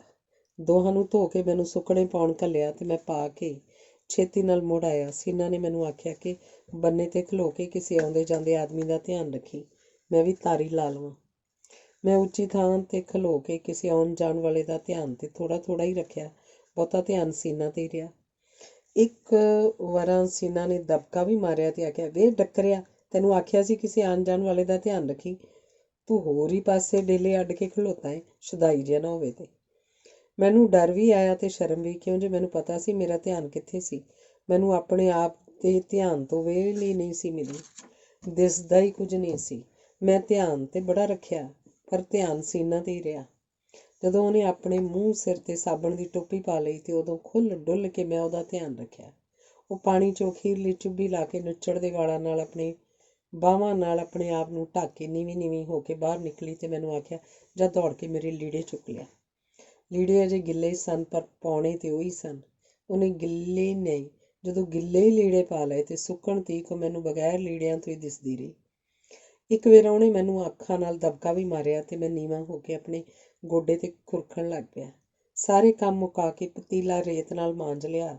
ਸਾਰੇ ਲੀੜੇ ਇਕੱਠੇ ਕਰਕੇ ਪਤੀਲੇ 'ਚ ਪਾ ਲਏ ਤੇ ਸਾਬਣ ਦੀ ਚਿੱਪਰ ਵਿੱਚ ਤੀਲਾ ਖੋਭ ਕੇ ਹੱਥ 'ਚ ਫੜ ਲਈ ਤੇ ਮੈਂ ਸਿਰ 'ਤੇ ਫੱਟੀ ਮੁੱਧੀ ਮਾਰ ਲਈ ਤੇ ਸੀਨਾ ਦੇ ਮਗਰ ਟੁਰ ਪਿਆ। ਘਰ ਜਾ ਕੇ ਲੱਕੜ ਦੇ ਚੱਟੂ ਵਿੱਚ ਅੰਬੀ ਦੀ ਚਟਣੀ ਕੁੱਟੀ। ਸਕੀਨਾ ਨੇ ਆਪਣਾ ਹਿੱਸਾ ਰੋਟੀ 'ਤੇ ਪਾ ਲਿਆ ਤੇ ਮੇਰੇ ਹਿੱਸੇ ਚੱਟੂ ਆਇਆ। ਵਿੱਚ ਚਟਣੀ ਤੇ ਥੋੜ੍ਹੀ ਜਿਹੀ ਹੈਗੀ ਸੀ, ਪਰ ਚੱਟੂ ਦੇ ਵਿੱਚ ਇੱਕ ਖੋੜ ਸੀ ਜਿਹਦੇ ਵਿੱਚ ਉਹ ਫਸ ਗਈ। ਮੈਂ ਆਪਣੀ ਚੀਚੀ ਨਾਲ ਖੁਰਚ ਕੇ ਰੋਟੀ 'ਤੇ ਰੱਖ ਲਈ। ਰੋਟੀ ਖਾ ਲਈ ਤੇ ਸੀਨਾ ਨੇ ਆਖਿਆ, ਕੁੱਕੜੀਆਂ ਬਾਹਰ ਕੱਢ ਦੇ, ਮੁੰਜੀ ਨਾਸ ਕਰਦੀਆਂ ਨੇ, ਤੇ ਸੁੱਕਣੇ ਪਏ ਮੁੰਜੀ ਦੇ ਵਿੱਚ ਜ਼ਰਾ ਪੈਰ ਮਾਰ ਕੇ ਵੱਛੀ ਨੂੰ ਛਾਵੇਂ ਬੰਨ੍ਹਦੇ, ਵਿਚਾਰੀ ਧੁੱਪ 'ਚ ਹੌਂਕਣ ਲੱਗੀ ਏ। ਮੈਂ ਵਿਹਲਾ ਹੋਇਆ ਤੇ ਸੀਨਾ ਆਪਣੇ ਵਾਲਾਂ ਨੂੰ ਤੇਲ ਲਾਉਣ ਡਈ ਸੀ। ਉਹਨੇ ਥੱਲੇ ਹੀ ਮੂੰਹ ਰੱਖਿਆ ਤੇ ਮੈਨੂੰ ਆਖਿਆ, ਜਾ ਹੁਣ ਆਪਣੇ ਘਰ, ਫੁੱਫੀ ਉਡੀਕਦੀ ਹੋਏਗੀ। ਮੈਂ ਉਹਦੇ ਆਖਣ ਤੇ ਆਪਣੇ ਘਰ ਚਲਾ ਗਿਆ। ਘਰ ਗਿਆ ਤੇ ਬੇਬੇ ਨੇ ਆਖਿਆ, ਹੈ ਵੇ, ਕੁਝ ਖਾਧਾ ਪੀਤਾ ਵੀ ਆ ਕਿ ਬਸ ਭੁੱਖਾ ਭਾਣਾ ਸਕੀਨਾ ਦੇ ਪਿੱਛੇ ਮਿਆਂਕਦਾ ਫਿਰਨਾ ਹੈ। ਤੇਰਾ ਤੇ ਹਾਲ ਬਸ ਇਹ ਹੈ ਕਿ ਲੋਕਾਂ ਦੇ ਭਾਗੇ ਜੰਮਿਆ ਤੇ ਲੋਕਾਂ ਦੇ ਕੀਤੇ ਕੰਮ। ਸੱਖੀ 'ਚੋਂ ਨਹਾ ਕੇ ਆਇਆ ਏ ਤੇ ਸੀਨਾ ਨੂੰ ਇਹ ਹੁਕਮ ਨਹੀਂ ਹੋਇਆ, ਉਹ ਤੇਰਿਆਂ ਵਾਲਾਂ ਨੂੰ ਵੀ ਰਵਾਲਕੂ ਤੇਲ ਲਾ ਦਿੰਦੀ। ਤੂੰ ਬਸ ਉਹਦੀਆਂ ਵਗਾਰਾਂ ਹੀ ਕੱਟਣ ਲਈ ਰਹਿ ਗਿਆ ਏ। ਵੀ ਕੀ ਲੈਣੀ ਉਹਦੇ ਕੋਲੋਂ, ਐਵੇਂ ਤੈਨੂੰ ਮਗਰ ਲਾਈ ਫਿਰਦੀ ਏ ਛੁੱਟੜ। ਇਹਨਾਂ ਗੱਲਾਂ ਦਾ ਮੇਰੇ 'ਤੇ ਭੋਰਾ ਪਰ ਅਸਰ ਨਾ ਹੋਇਆ, ਕਿਉਂ ਜੇ ਸੀਨਾ ਮੈਨੂੰ ਇੰਨਾ ਆਪਣੇ ਪਿੱਛੇ ਨਹੀਂ ਸੀ ਲਾਈ ਫਿਰਦੀ ਜਿੰਨਾ ਮੈਂ ਆਪ ਉਹਦੇ ਪਿੱਛੇ ਲੱਗਾ ਫਿਰਦਾ ਸੀ। ਹੌਲੀ ਹੌਲੀ ਮੈਂ ਵੱਡਿਆਂ 'ਚ ਪੈਰ ਰੱਖਣ ਲੱਗ ਪਿਆ। ਚਾਨਣੀਆਂ ਰਾਤਾਂ 'ਚ ਜਦੋਂ ਮੁੰਡੇ ਕੁੜੀਆਂ ਬਾਹਰ ਕਲਰ ਦੀਆਂ ਰੱਤੀਆਂ 'ਚ ਖੇਡਣ ਜਾਂਦੇ ਤੇ ਮੈਂ ਵੀ ਸੀਨਾ ਦੀ ਬਾਂਹ ਫੜ ਕੇ ਬਾਹਰ ਚਿੱਟੀ ਦੁੱਧ ਚਾਨਣੀ ਤੇ ਪੂਣੀ ਵਰਗੀ ਥਾਂ ਮੁਟਿਆਰਾਂ ਦਾ ਗਿੱਧਾ, ਕਿੱਕਲੀ, ਖੜਬਾਣੇ, ਸਟਾਪੂ ਤੇ ਕੋਕਲਾ ਛਪਾਕੀ ਵੇਖਣ ਚਲਾ ਜਾਂਦਾ ਸਾਂ। ਸਾਰੀਆਂ ਕੁੜੀਆਂ ਜਦੋਂ ਚੰਨ ਵਰਗਾ ਗੋਲ ਕਤਾਰਾ ਬਣਾ ਕੇ ਬਹਿ ਜਾਂਦੀਆਂ ਤੇ ਲੀੜੇ ਦਾ ਵੱਟਿਆ ਹੋਇਆ ਖੱਬੜ ਸੀਨਾ ਹੱਥ 'ਚ ਫੜ ਕੇ ਆਖਦੀ, ਕੋਕਲਾ ਛਪਾਕੀ ਜੁਮੇਰਾਤ ਆਈ ਜੇ, ਜਿਹੜੀ ਅੱਗੇ ਪਿੱਛੇ ਵੇਖੇ ਉਹਦੀ ਸ਼ਾਮਤ ਆਈ ਜੇ, ਤੇ ਇੰਝ ਲੱਗਦਾ ਜਿਵੇਂ ਮੱਕੀ ਦੇ ਟਾਂਡਿਆਂ ਵਿੱਚ ਸੱਪ ਟੁਰਦਾ ਏ, ਜਿਵੇਂ ਵਲ ਪਾ ਕੇ ਆਡੇ ਪਾਣੀ ਜਾਂਦਾ ਏ। ਬੈਠੀਆਂ ਹੋਈਆਂ ਕੁੜੀਆਂ ਦੇ ਚਿੱਟੇ ਚਾਨਣ ਵਿੱਚ ਮੂੰਹ ਇੰਝ ਲੱਗਦੇ ਜਿਵੇਂ ਕਪੂਰ ਨਿੱਤਰੇ ਪਾਣੀ 'ਚ ਕਮੀਆਂ ਖੜੀਆਂ ਹੋਣ, ਜਿਵੇਂ ਦਵਾਖੀਆਂ ਵਿੱਚ ਦੀਵੇ, ਜਿਵੇਂ ਛਾਬੀਆਂ 'ਚ ਪੂਣੀਆਂ। ਚੰਗੀ ਤਰ੍ਹਾਂ ਅੱਜ ਵੀ ਯਾਦ ਹੈ, ਉਹ ਜਦੋਂ ਬਲ ਕੇ ਮੱਛੀਆਂ ਦੇ ਭਾਂਬੜ ਬਣ ਕੇ ਉੱਠਦੀਆਂ ਤੇ ਗਿੱਧਾ ਪਾਉਣ ਲੱਗ ਪੈਂਦੀਆਂ। ਇਹ ਅੱਧੀ ਸਦੀ ਦੇ ਦੁੱਖ ਇੱਕ ਕਰਕੇ ਮੈਨੂੰ ਅੱਜ ਵੀ ਕੱਲ੍ਹ ਵਾਂਗੂ ਹੀ ਯਾਦ ਨੇ। ਗਏ ਵੇਲੇ ਦੀਆਂ ਅਣਮੁੱਲੀਆਂ ਖੁਸ਼ੀਆਂ ਹੁਣ ਦੁੱਖਾਂ ਵਰਗੀਆਂ ਹੀ ਲੱਗਦੀਆਂ ਨੇ। ਖੁਸ਼ੀ ਤੇ ਉਦੋਂ ਹੀ ਹੁੰਦੀ ਹੈ ਜਦੋਂ ਬੰਦਾ ਉਹਨੂੰ ਮਾਣ ਰਿਹਾ ਹੋਵੇ। ਜੇ ਉਹ ਖੁਸ਼ੀ ਮੁੜ ਕੇ ਨਾ ਆਵੇ ਤੇ ਫਿਰ ਉਹ ਅੱਖ ਵਿੱਚ ਅੱਥਰੂ ਬਣ ਕੇ ਆਉਂਦੀ ਹੈ। ਜਿੱਡੀ ਵੱਡੀ ਖੁਸ਼ੀ ਹੋਵੇ, ਓਡਾ ਹੀ ਵੱਡਾ ਦੁੱਖ। ਮੈਂ ਅੱਜ ਵੀ ਇੱਕੋ ਹੀ ਕੁੜਤਾ ਪਾ ਕੇ ਨੱਚਦੀਆਂ ਕੁੜੀਆਂ ਕੋਲ ਪਰਾਂ ਹੋ ਕੇ ਬੈਠਾ ਉਹਨਾਂ ਦਾ ਗਿੱਧਾ, ਕਿੱਕਲੀ ਤੇ ਕੋਕਲਾ ਛਪਾਕੀ ਵੇਖ ਰਿਹਾ। ਉਹ ਆਂਦੀਆਂ ਹੁੰਦੀਆਂ ਸਨ, ਵੇ ਕੋਠੇ ਕੋਠੇ ਆ ਜਾ ਵੈਰੀਆ, ਸੱਸ ਦੀਂਗੜੀ ਬੂਹਾ ਨਾ ਖੋਲ੍ਹੇ, ਵੇ ਤੇਰੀ ਮੇਰੀ ਇੱਕ ਜਿੰਦੜੀ ਜਿਵੇਂ ਟਿੱਚ ਬਟਨਾਂ ਦੀ ਜੋੜੀ, ਅੰਬਰਸਰ ਦੀਆਂ ਵੜੀਆਂ ਵੇ ਮੈਂ ਖਾਂਦੀ ਨਾ, ਘਰ ਆਵੇਂ ਤੇ ਕਰਦਾ ਅੜੀਆਂ ਵੇ ਮੈਂ ਸਹਿੰਦੀ ਨਾ, ਨੀ ਛੱਜਲੀ ਦੀ ਗੁੱਠ ਮੇਰੇ ਹਾਣ ਦੀ ਏ, ਛੱਜਲੀ ਦੀ ਗੁੱਠ, ਪੂਰਾ ਨੀ ਮਾਪਿਆਂ ਨੇ ਦਾਜ ਦਿੱਤਾ, ਲੋਹੀ ਬੱਕਰੀ ਤੇ ਮਗਰ ਪਠੂਰਾ ਨੀ ਮਾਪਿਆਂ ਨੇ ਦਾਜ ਦਿੱਤਾ। ਮੇਰੇ ਅੰਦਰ ਭਾਵੇਂ ਕਿੰਨਾ ਰੌਲਾ ਸੀ, ਪਰ ਮੈਂ ਮੂੰਹ ਤੋਂ ਚੁੱਪ ਹੀ ਰਹਿੰਦਾ ਹੁੰਦਾ ਸਾਂ। ਜੀਭ ਨੂੰ ਬੰਦ ਰੱਖ ਕੇ ਅੱਖਾਂ ਨੂੰ ਖੋਲ੍ਹੀ ਰੱਖਦਾ ਸਾਂ। ਕੰਨ ਵੀ ਕਾਇਮ ਸਨ। ਇਸ ਗੱਲ ਦਾ ਸਾਰੀਆਂ ਕੁੜੀਆਂ ਨੂੰ ਪਤਾ ਹੁੰਦਾ ਸੀ ਵੀ ਮੈਂ ਸੀਨਾ ਦਾ ਛੋਟਾ ਜਿਹਾ ਕੌਣ। ਜੇ ਮੇਰੀ ਉਮਰ ਮੈਨੂੰ ਢੱਕ ਕੇ ਨਾ ਰੱਖਦੀ ਤੇ ਪਿੰਡ ਵਾਲਿਆਂ ਮੇਰਾ ਹੁੱਕਾ ਪਾਣੀ ਬੰਦ ਕਰ ਦੇਣਾ ਸੀ। ਇਸ ਲਈ ਜਦੋਂ ਕੋਈ ਕੁੜੀ ਜਵਾਨੀ ਦੀ ਟੀਸੀ ਤੇ ਖਲੋ ਜਾਂਦੀ ਤੇ ਮੈਨੂੰ ਖਿੱਚ ਕੇ ਸੀਨਾ ਦੇ ਉੱਤੇ ਸੁੱਟ ਕੇ ਆਖਦੀ, ਇਹ ਲੈ ਨੀ ਫੜ ਆਪਣੇ ਲੇਲੇ ਨੂੰ, ਦੁੱਧ ਚੰਗਾ। ਕੋਈ ਮੇਰੀ ਠੋਡੀ ਫੜ ਕੇ ਆਖਦੀ, ਵੇ ਸੀਨਾ ਨਾਲ ਵਿਆਹ ਕਰਾਉਣਾ ਈ। ਦੂਜਿਆਂ ਦੀ ਹਾਏ ਹਾਏ ਸੀਨਾ ਕੋਲ ਪਿਆ ਏ, ਇੰਝ ਲੱਗੇਗਾ ਜਿਵੇਂ ਧੜ ਕੋਲ ਮਾਂਝਾ ਰੱਖਿਆ ਹੁੰਦਾ ਹੈ। ਜਦੋਂ ਮੇਰੀ ਬਹੁਤ ਖਿੱਚ ਧਰੂ ਹੁੰਦੀ ਤੇ ਸੀਨਾ ਮੈਨੂੰ ਉਹਨਾਂ ਕੋਲੋਂ ਖੋਹ ਕੇ ਫਿਰ ਪੁਰਾਂ ਬਿਠਾ ਦਿੰਦੀ ਤੇ ਮੈਨੂੰ ਆਖਦੀ, ਇੱਥੇ ਚੁੱਪ ਕਰਕੇ ਬਹਿ ਜਾ ਤੂੰ ਮੇਰਾ ਵੀਰ। ਇਹ ਮੁਸ਼ਟੰਡੀਆਂ ਤੇ ਭੂਤਰੀਆਂ ਨੇ, ਇਹਨਾਂ ਨੂੰ ਤੇ ਖਸਮ ਚਾਹੀਦੇ ਨੇ। ਦੂਸਰੀ ਆਂਦੀ, ਆਹੋ ਨੀ ਸੀਨਾ ਨੂੰ ਤੇ ਲੱਭ ਗਿਆ ਪੰਜਾਲੀ ਦੀ ਅਰਲੀ ਜਿੱਡਾ ਖਸਮ, ਇਹ ਤੇ ਇਹਦੇ ਨਾਲ ਹੀ ਗਾਨਾ ਖੇਡ ਲਏਗੀ। ਫਿਰ ਬੜਾ ਚਿਰ ਹਾਸਾ ਆਸਮਾਨਾਂ ਨੂੰ ਉੱਡਦਾ ਰਹਿੰਦਾ। ਫਿਰ ਕੋਈ ਕੁੜੀ ਮੇਰੇ ਕੋਲ ਆ ਕੇ ਆਖਦੀ, ਵੀ ਬੋਲਦਾ ਨਹੀਂ ਘੁੰਨਿਆ, ਆਓ ਨੀ ਇਹਨੂੰ ਪੁੱਛੋ। ਮੈਨੂੰ ਤੇ ਇੰਝ ਲੱਗਦਾ ਕਿ ਇਸ ਮੀਸਣੇ ਦੇ ਅੰਦਰ ਦਾੜੀ ਉੱਗੀ ਹੋਈ ਹੈ। ਵੇ ਸੀਨਾ ਦੇ ਕੁੱਕੜ ਕੱਟੀਆਂ ਤਾੜਦਾ ਰਹਿਣਾ ਏ, ਅੰਦਰ ਕਿਤੇ ਉਹਦੀਆਂ ਮੱਝੀਆਂ ਤੇ ਨਹੀਂ ਚਾਰਦਾ। ਨਹੀਂ ਪਤਾ ਕਰੋ ਨਹੀਂ ਕਿਤੇ ਚੂਰੀ ਦੀ ਤਾਂਗ ਤੇ ਨਹੀਂ ਇਹਨੂੰ। ਮੇਰੀ ਜਾਚ ਵਿੱਚ ਤੇ ਫਕੀਰ ਦੇ ਭੇਸ 'ਚ ਕੁੜੀ ਕੱਢ ਕੇ ਦੌੜ ਜੂ। ਫਿਰ ਇੱਕ ਕੈਦੋਂ ਬਣ ਕੇ ਲੰਗੜਾਉਂਦੀ ਤੇ ਬੜਾ ਹਾਸਾ ਛੁੱਟ ਜਾਂਦਾ। ਕੋਈ ਮੈਨੂੰ ਆਖਦੀ, ਵੇ ਸੱਪਾ ਵਾਲਿਆ ਕੁੱਜਿਆ, ਦੱਸਦਾ ਨਹੀਂ ਇਹ ਸੀਨਾ ਕੀ ਕਰਨੀ ਓ, ਖਰਾਸ ਦੀ ਕਾਂਜਣ ਜਿੱਡੀ ਕੁੜੀ। ਇੰਝ ਹੀ ਉਹ ਹੱਸ ਕੇ ਦੋਹਰੀਆਂ ਹੋ ਜਾਂਦੀਆਂ। ਕਈਆਂ ਗੱਲਾਂ ਦੀ ਮੈਨੂੰ ਥੋਹ ਵੀ ਨਹੀਂ ਸੀ ਲੱਗਦੀ। ਇੱਕ ਕੁੜੀ ਨੇ ਮੈਨੂੰ ਸੀਨਾ ਦੀ ਗੋਦ 'ਚ ਸੁੱਟ ਕੇ ਆਖਿਆ, ਨਹੀਂ ਸੀਨਾ, ਇਹਨੂੰ ਖਿੱਚ ਕੇ ਲੰਮਾ ਕਰ ਲੈ। ਹੈਗਾ ਤੇ ਆਪਣੇ ਵੱਡੇ ਭਰਾ ਵਾਂਗੂ ਸਲੌਂਕ ਵਰਗਾ ਹੀ। ਇਹੀ ਕਰਦਿਆਂ ਚੰਨ ਇੱਕ ਪਾਸੇ ਨੂੰ ਖਿਸਕਣ ਲੱਗ ਪੈਂਦਾ। ਪਿੱਛੇ ਕੋਈ ਆਖਦੀ, ਹਾਏ ਹਾਏ ਨੀ, ਤੁਹਾਡੇ ਬੱਚੜਿਆਂ ਨੂੰ ਖਾਧਾ, ਖਿੱਤੀਆਂ ਤਰੰਗੜ ਸਿਰ ਤੇ ਆ ਗਏ ਜੇ, ਸਵੇਰ ਦਾ ਤਾਰਾ ਚੜ੍ਹਨ ਵਾਲਾ ਹੋ ਗਿਆ ਜੇ, ਮੇਰੇ ਵੀਰ ਨੇ ਸਵੇਰੇ ਹਲ ਵੀ ਖੜਨਾ ਜੇ। ਫਿਰ ਉਹ ਆਪਣੇ ਲੀੜੇ ਫੜ ਕੇ ਆਪਣੇ ਖਿਲਰੇ ਵਾਲਾਂ ਦੀਆਂ ਲਿਟਾਂ ਆਪਣੇ ਕੰਨਾਂ ਦੀ ਪਿਛਾੜੀ ਟੰਗਦੀਆਂ ਚੰਨ ਨੂੰ ਉਦਾਸ ਛੱਡ ਕੇ ਘਰਾਂ ਵੱਲ ਟੁਰ ਪੈਂਦੀਆਂ। ਮੈਂ ਸਕੀਨਾ ਦੀ ਬਾਂਹ ਫੜ ਕੇ ਉਹਦੇ ਨਾਲ ਹੀ ਉਹਦੇ ਘਰ ਚਲਾ ਗਿਆ। ਸਕੀਨਾ ਦੀ ਬੇਬੇ ਨੇ ਆਖਿਆ, ਨਹੀਂ ਫਾਤਮਾ, ਇਹਨੂੰ ਲੱਭਦੀ ਫਿਰਦੀ ਸਾਈ ਤੇ ਇਹਨੂੰ ਆਖ ਆਪਣੇ ਘਰ ਚਲਾ ਜਾਏ। ਸਕੀਨਾ ਨੇ ਮੈਨੂੰ ਪੁੱਛਿਆ, ਪਰ ਹਨੇਰੀਆਂ ਗਲੀਆਂ 'ਚੋਂ ਮੈਂ ਇਕੱਲਾ ਕਿਵੇਂ ਜਾਂਦਾ। ਸਕੀਨਾ ਨੇ ਮੈਨੂੰ ਆਪਣੇ ਨਾਲ ਹੀ ਸੁਆ ਲਿਆ। ਸੌਣ ਤੋਂ ਪਹਿਲੇ ਉਹਨੇ ਮੇਰੇ ਕੋਲੋਂ ਪਾਣੀ ਦਾ ਪਿਆਲਾ ਮੰਗਵਾਇਆ ਤੇ ਅਸੀਂ ਲੰਮੇ ਪੈ ਗਏ। ਤੇ ਖੌਰੇ ਉਹਨੂੰ ਕੀ ਚੇਤਾ ਆਇਆ ਤੇ ਉਹਨੇ ਆਖਿਆ, ਵੇ ਤੈਨੂੰ ਤ੍ਰੇਹ ਨਹੀਂ ਲੱਗੀ। ਮੈਂ ਆਖਿਆ, ਲੱਗੀ ਏ, ਤੇ ਫਿਰ ਪਾਣੀ ਕਿਉਂ ਨਹੀਂ ਮੰਗਦਾ। ਬਧੌਰੂ ਜਿਹਾ, ਉੱਠ ਕੇ ਪਾਣੀ ਕਿਉਂ ਨਹੀਂ ਪੀਂਦਾ। ਪਾਣੀ ਤੇ ਮੰਗ ਲਿਆ ਕਰ, ਤੇਰੀ ਤ੍ਰੇਹ ਵੀ ਤੇਰੇ ਵਾਂਗੂ ਗੂੰਗੀ ਹੈ। ਮੈਂ ਪਾਣੀ ਪੀ ਕੇ ਸੌਂ ਗਿਆ ਤੇ ਮੈਨੂੰ ਬੇਬੇ ਦਾ ਡਰ ਆਇਆ ਜਿਹੜੀ ਲੱਭਣ ਆਈ ਸੀ। ਜੀ ਕੀਤਾ ਚਲਾ ਜਾਵਾਂ ਸੀਨਾ ਨੂੰ ਛੱਡ ਕੇ। ਬੜਾ ਚਿਰ ਸੀਨਾ ਨਾਲ ਸੌਣ ਦਾ ਚਾਅ ਤੇ ਬੇਬੇ ਦੀ ਮਾਰ ਦਾ ਡਰ ਇੱਕ ਦੂਜੇ ਨਾਲ ਪੌੜ ਲਾ ਕੇ ਘੁਲਦੇ ਰਹੇ। ਪਰ ਚਾਅ ਨੇ ਡਰ ਦੇ ਮੋਢੇ ਲਾ ਦਿੱਤੇ ਤੇ ਮੈਂ ਸੌਂ ਗਿਆ ਸੀਨਾ ਉੱਤੇ ਹੱਥ ਰੱਖ ਕੇ। ਇੰਝ ਸੌਂਦਿਆਂ ਜਾਗਦਿਆਂ ਉੱਠਦਿਆਂ ਬਹਿੰਦਿਆਂ ਜੀਵਨ ਨੇ ਥੋੜ੍ਹਾ ਜਿਹਾ ਹੋਰ ਪੈਂਡਾ ਕਰ ਲਿਆ ਸੀ।